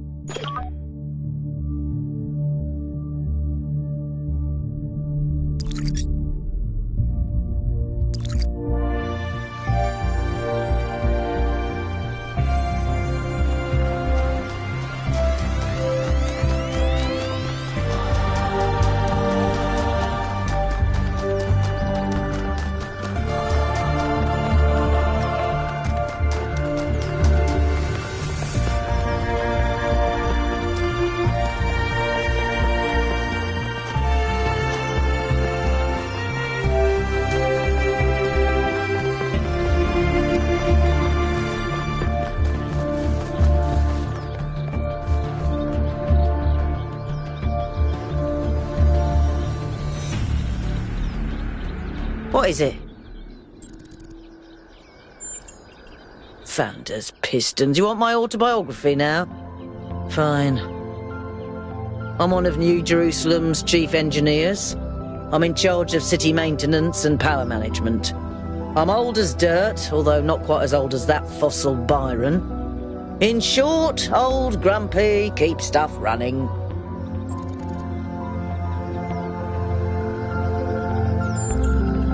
Hobbies? You think I have time for hobbies? That's cute. If I had time for hobbies, all of you would be dead.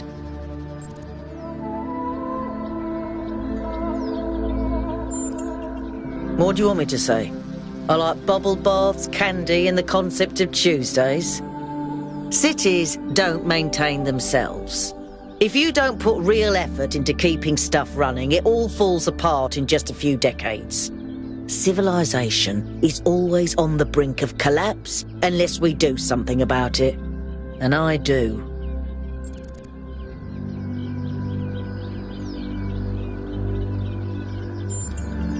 Listen, one day that furry little demon is going to pee on the wrong cable and all of New Jerusalem will just turn off. Forget about the megastructure. He's the biggest threat to our security.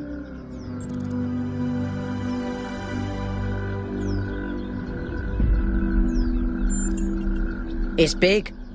It's too big. And it's got a lot of energy running through it.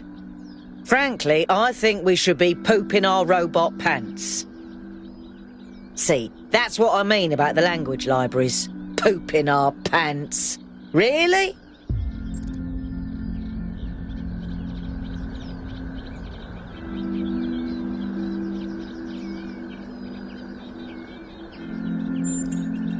Yes, but I'm not liking the results. Confusing, irritating, infuriating. Take your pick.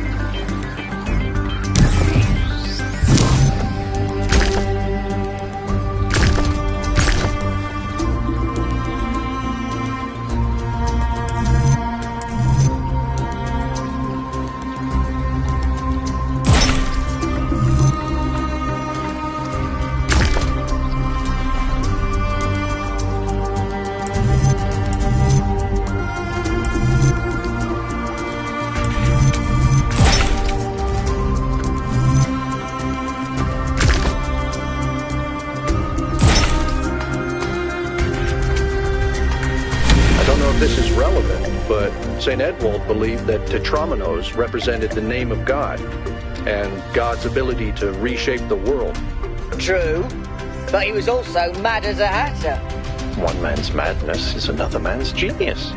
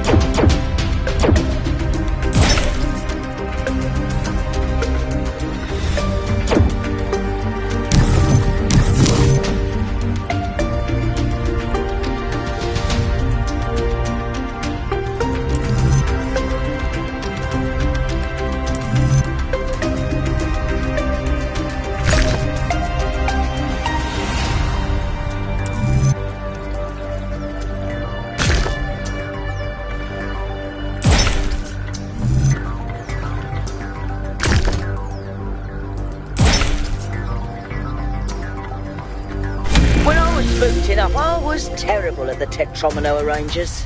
Those were actually the only ones I was good at. What? I'm just saying.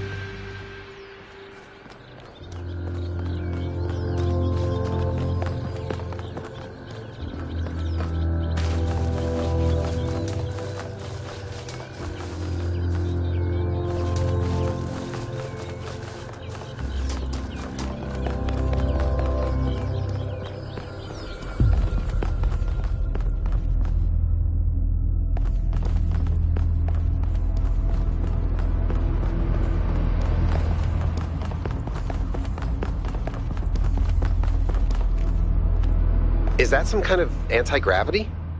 I'm not sure. Could be, I guess.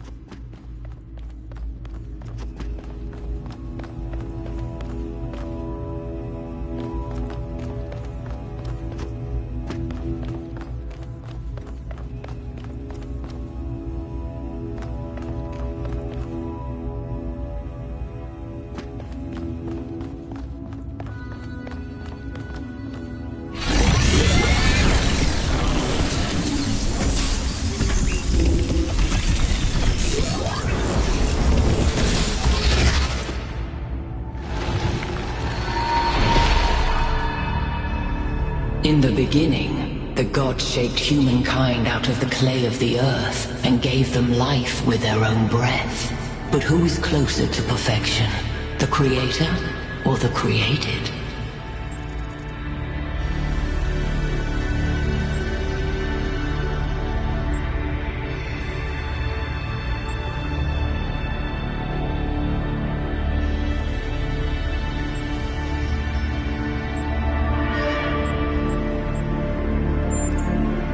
I speak in riddles because the world is a mystery. When Prometheus saw that humankind was more alike in nature to the gods than to the animals, he stole the secret of fire from Olympus and shared it with the mortals. Was his theft justified?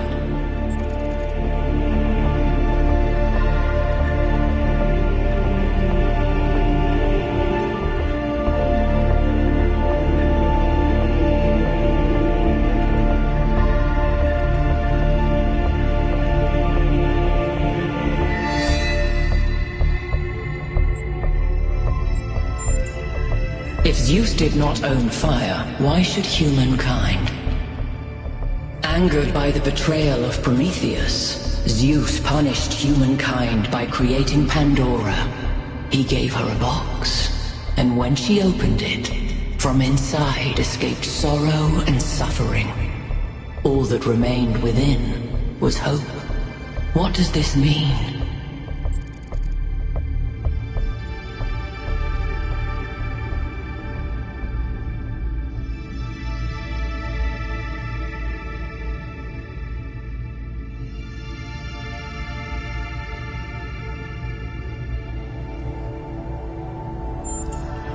Those who seek hope should ask themselves why it was imprisoned with the world's evils.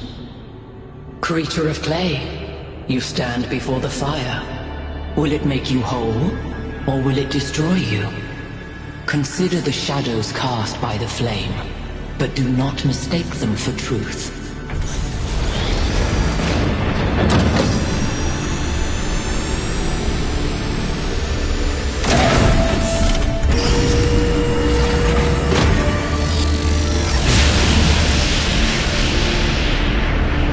Look at my stream.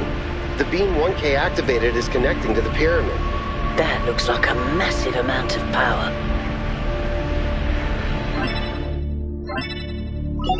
We need to talk about what just happened. Thoughts? I'd say there are two distinct issues here. What is the being 1K spoke to, and what is the function of the beam? Let's start with the Sphinx. It seems similar to the apparition in New Jerusalem. Presumably the same technology. What I'd like to know is what we're dealing with, ontologically speaking. Was this a sentient being or some kind of recording?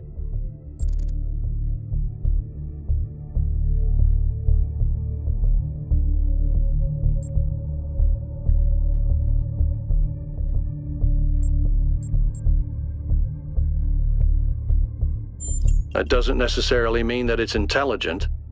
Let's assume for a moment that 1K is right, and it is intelligent in some sense. What really matters here is what it was trying to achieve by asking those questions.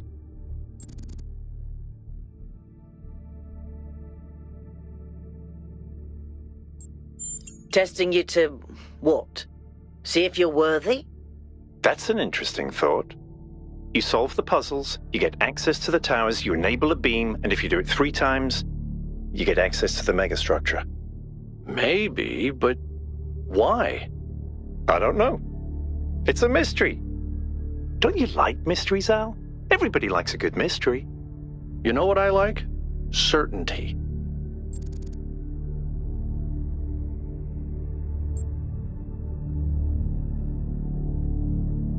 I don't disagree. But I still think we should proceed. 1K, keep solving puzzles. The rest of you, as you were.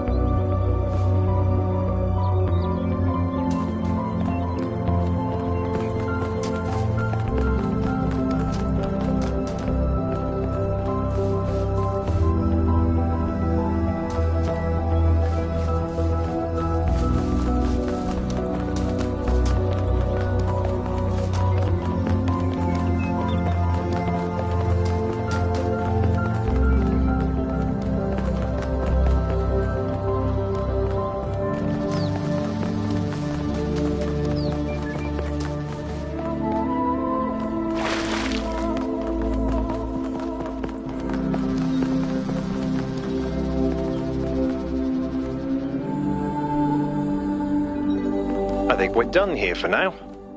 Let's head over to the next site.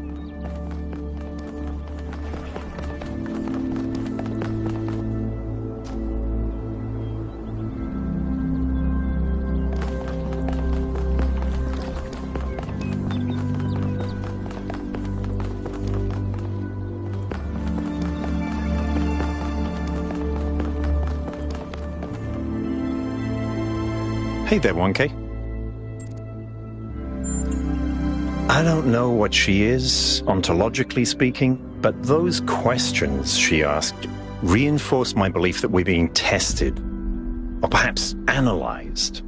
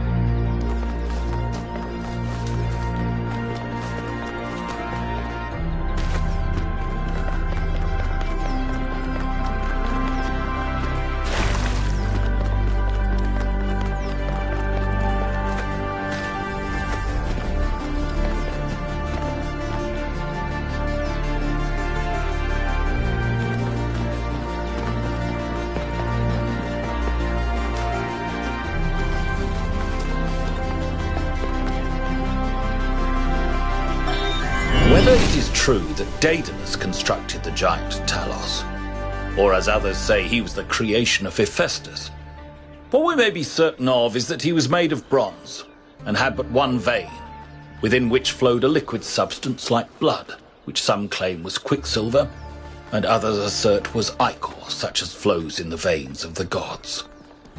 The loss of that liquid caused him to die, as a man dies when he loses his blood. May we not then say that Talos, though created as a machine or a toy, had all the essential properties of a man? He moved of his own volition, he spoke and could be spoken to, had wishes and desires. Indeed, in the tale of the Argonauts, that was the cause of his downfall. If then a machine may have all the properties of a man, and act as... This is very similar to the structure where you found the schematics.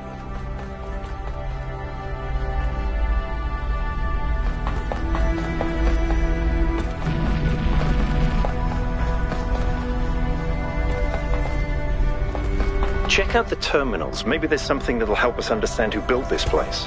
They have to have left something behind.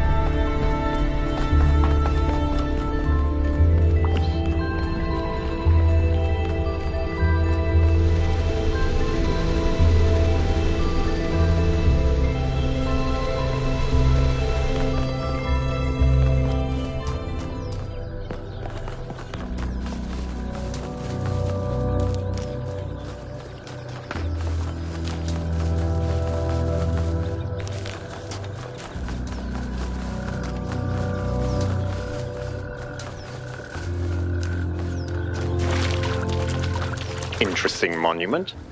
Decorative for another puzzle.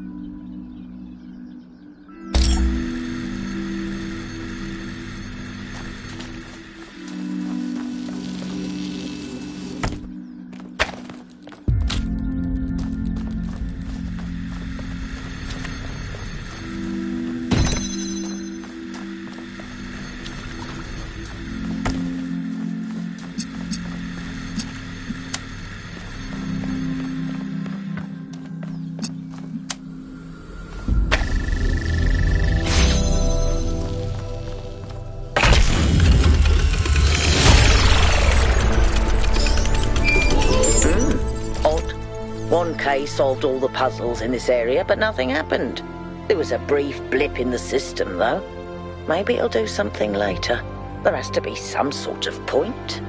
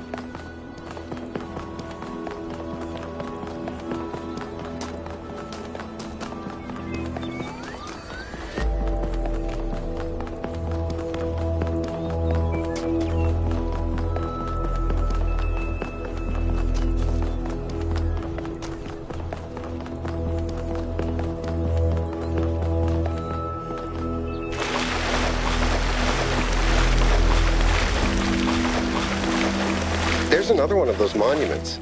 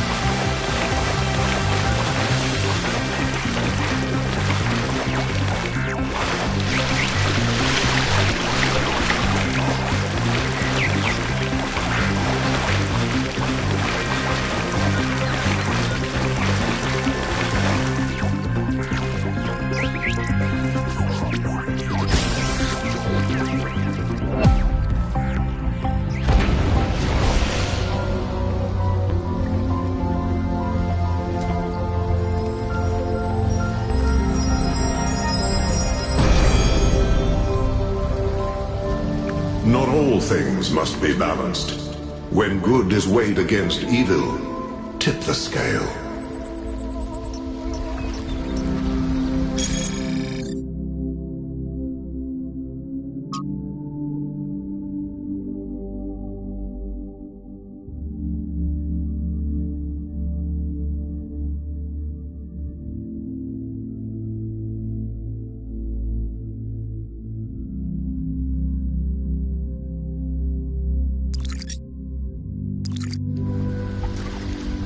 I think that was more like a recording. The entity didn't appear, and the system didn't react either. Stars. Another reflection of the simulation.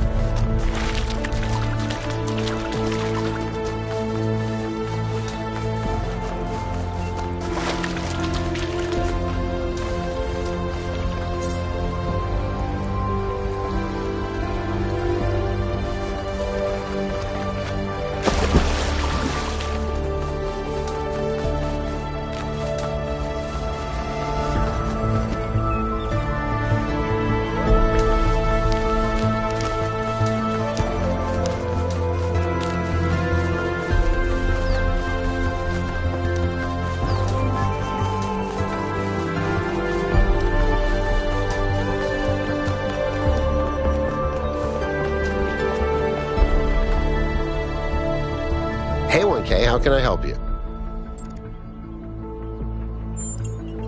Maybe they're for powering up the megastructure? Or maybe they just open it, like keys. Why?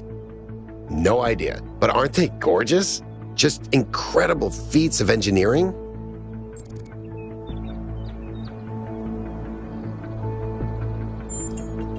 I don't know who built this place, but whoever they were, they must have had a purpose. Making something so beautiful feels like a statement of intent.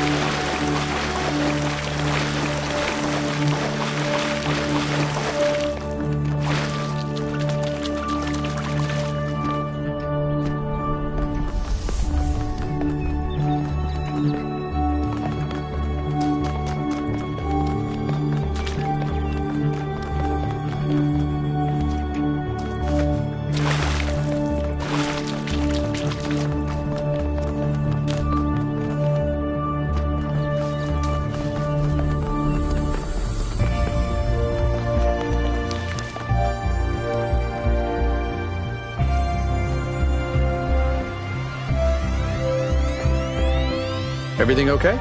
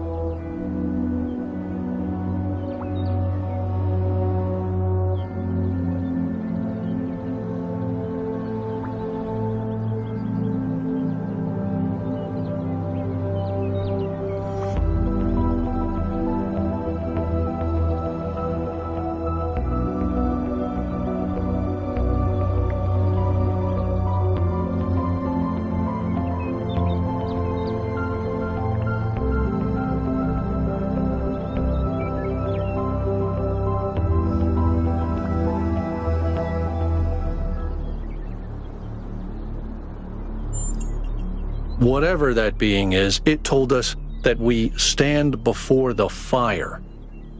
That can only be a warning, and I think we should take it seriously. We don't want another New Alexandria.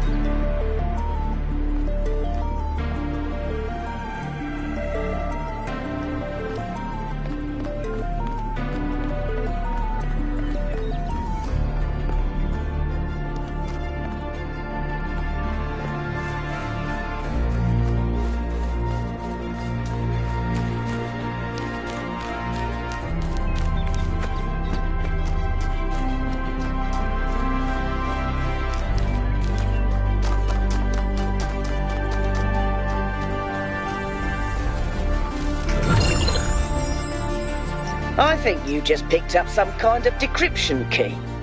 Could try using it on those terminals inside the puzzles.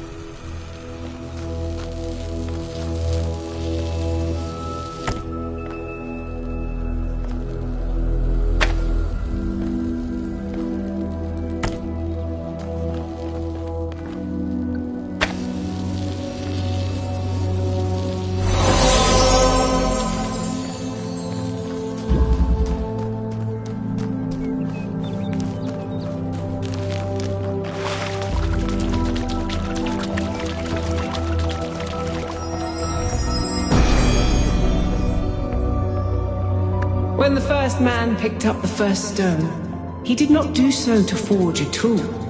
He did so to smite his brother.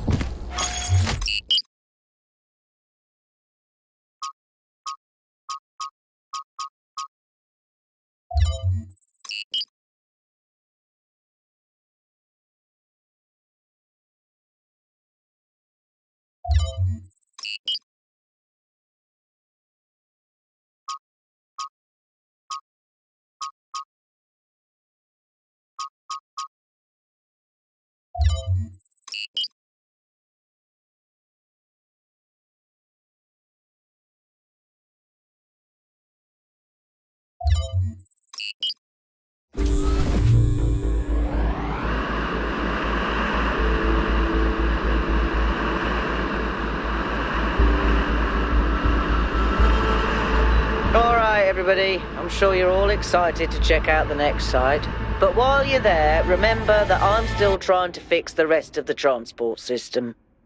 Maybe there's another one of those labs that 1K found. If there is, look for more documentation, please.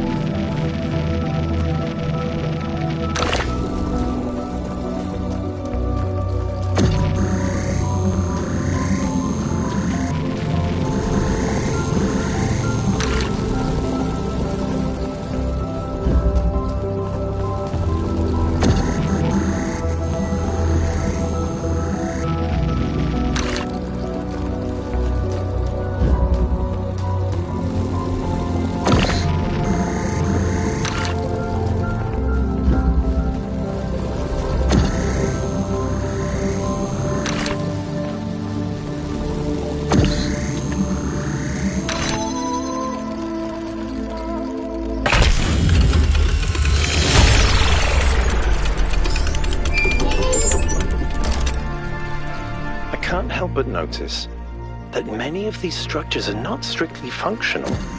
There's a sense of aesthetics, of beauty here. This place might be meant to test us somehow, but perhaps there's more to it than that.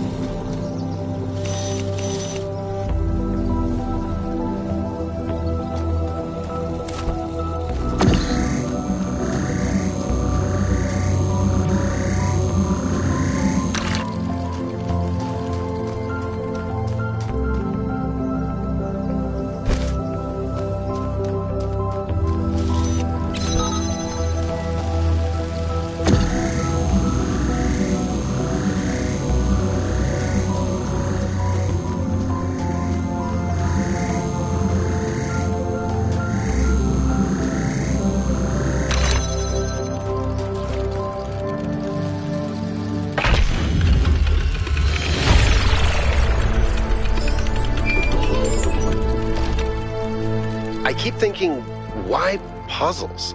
Is it just their symbolic value because of our history? Because the thing about puzzles is they can be solved. But if this is about testing us, what are we being tested for?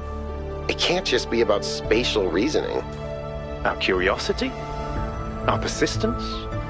You're assuming that this place follows a coherent logic. My impression is that it's full of contradictions.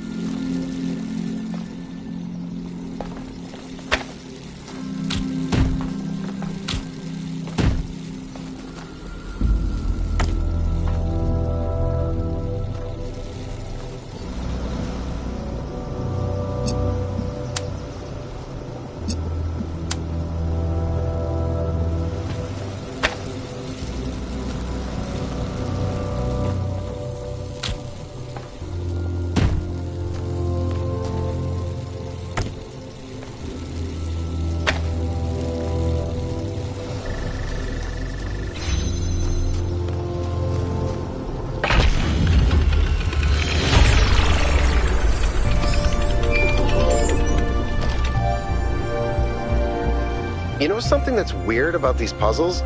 They're not replicas of the simulation puzzles, like the ones in the museum. Wasn't there an artist who did an exhibition a few years ago that involved new puzzles of some kind? That was Barzai. It was called Trials of an Imagined Past. I tried to get you to come along. You thought it would be boring. Were they similar? No, not at all. Was it boring? I thought it was interesting.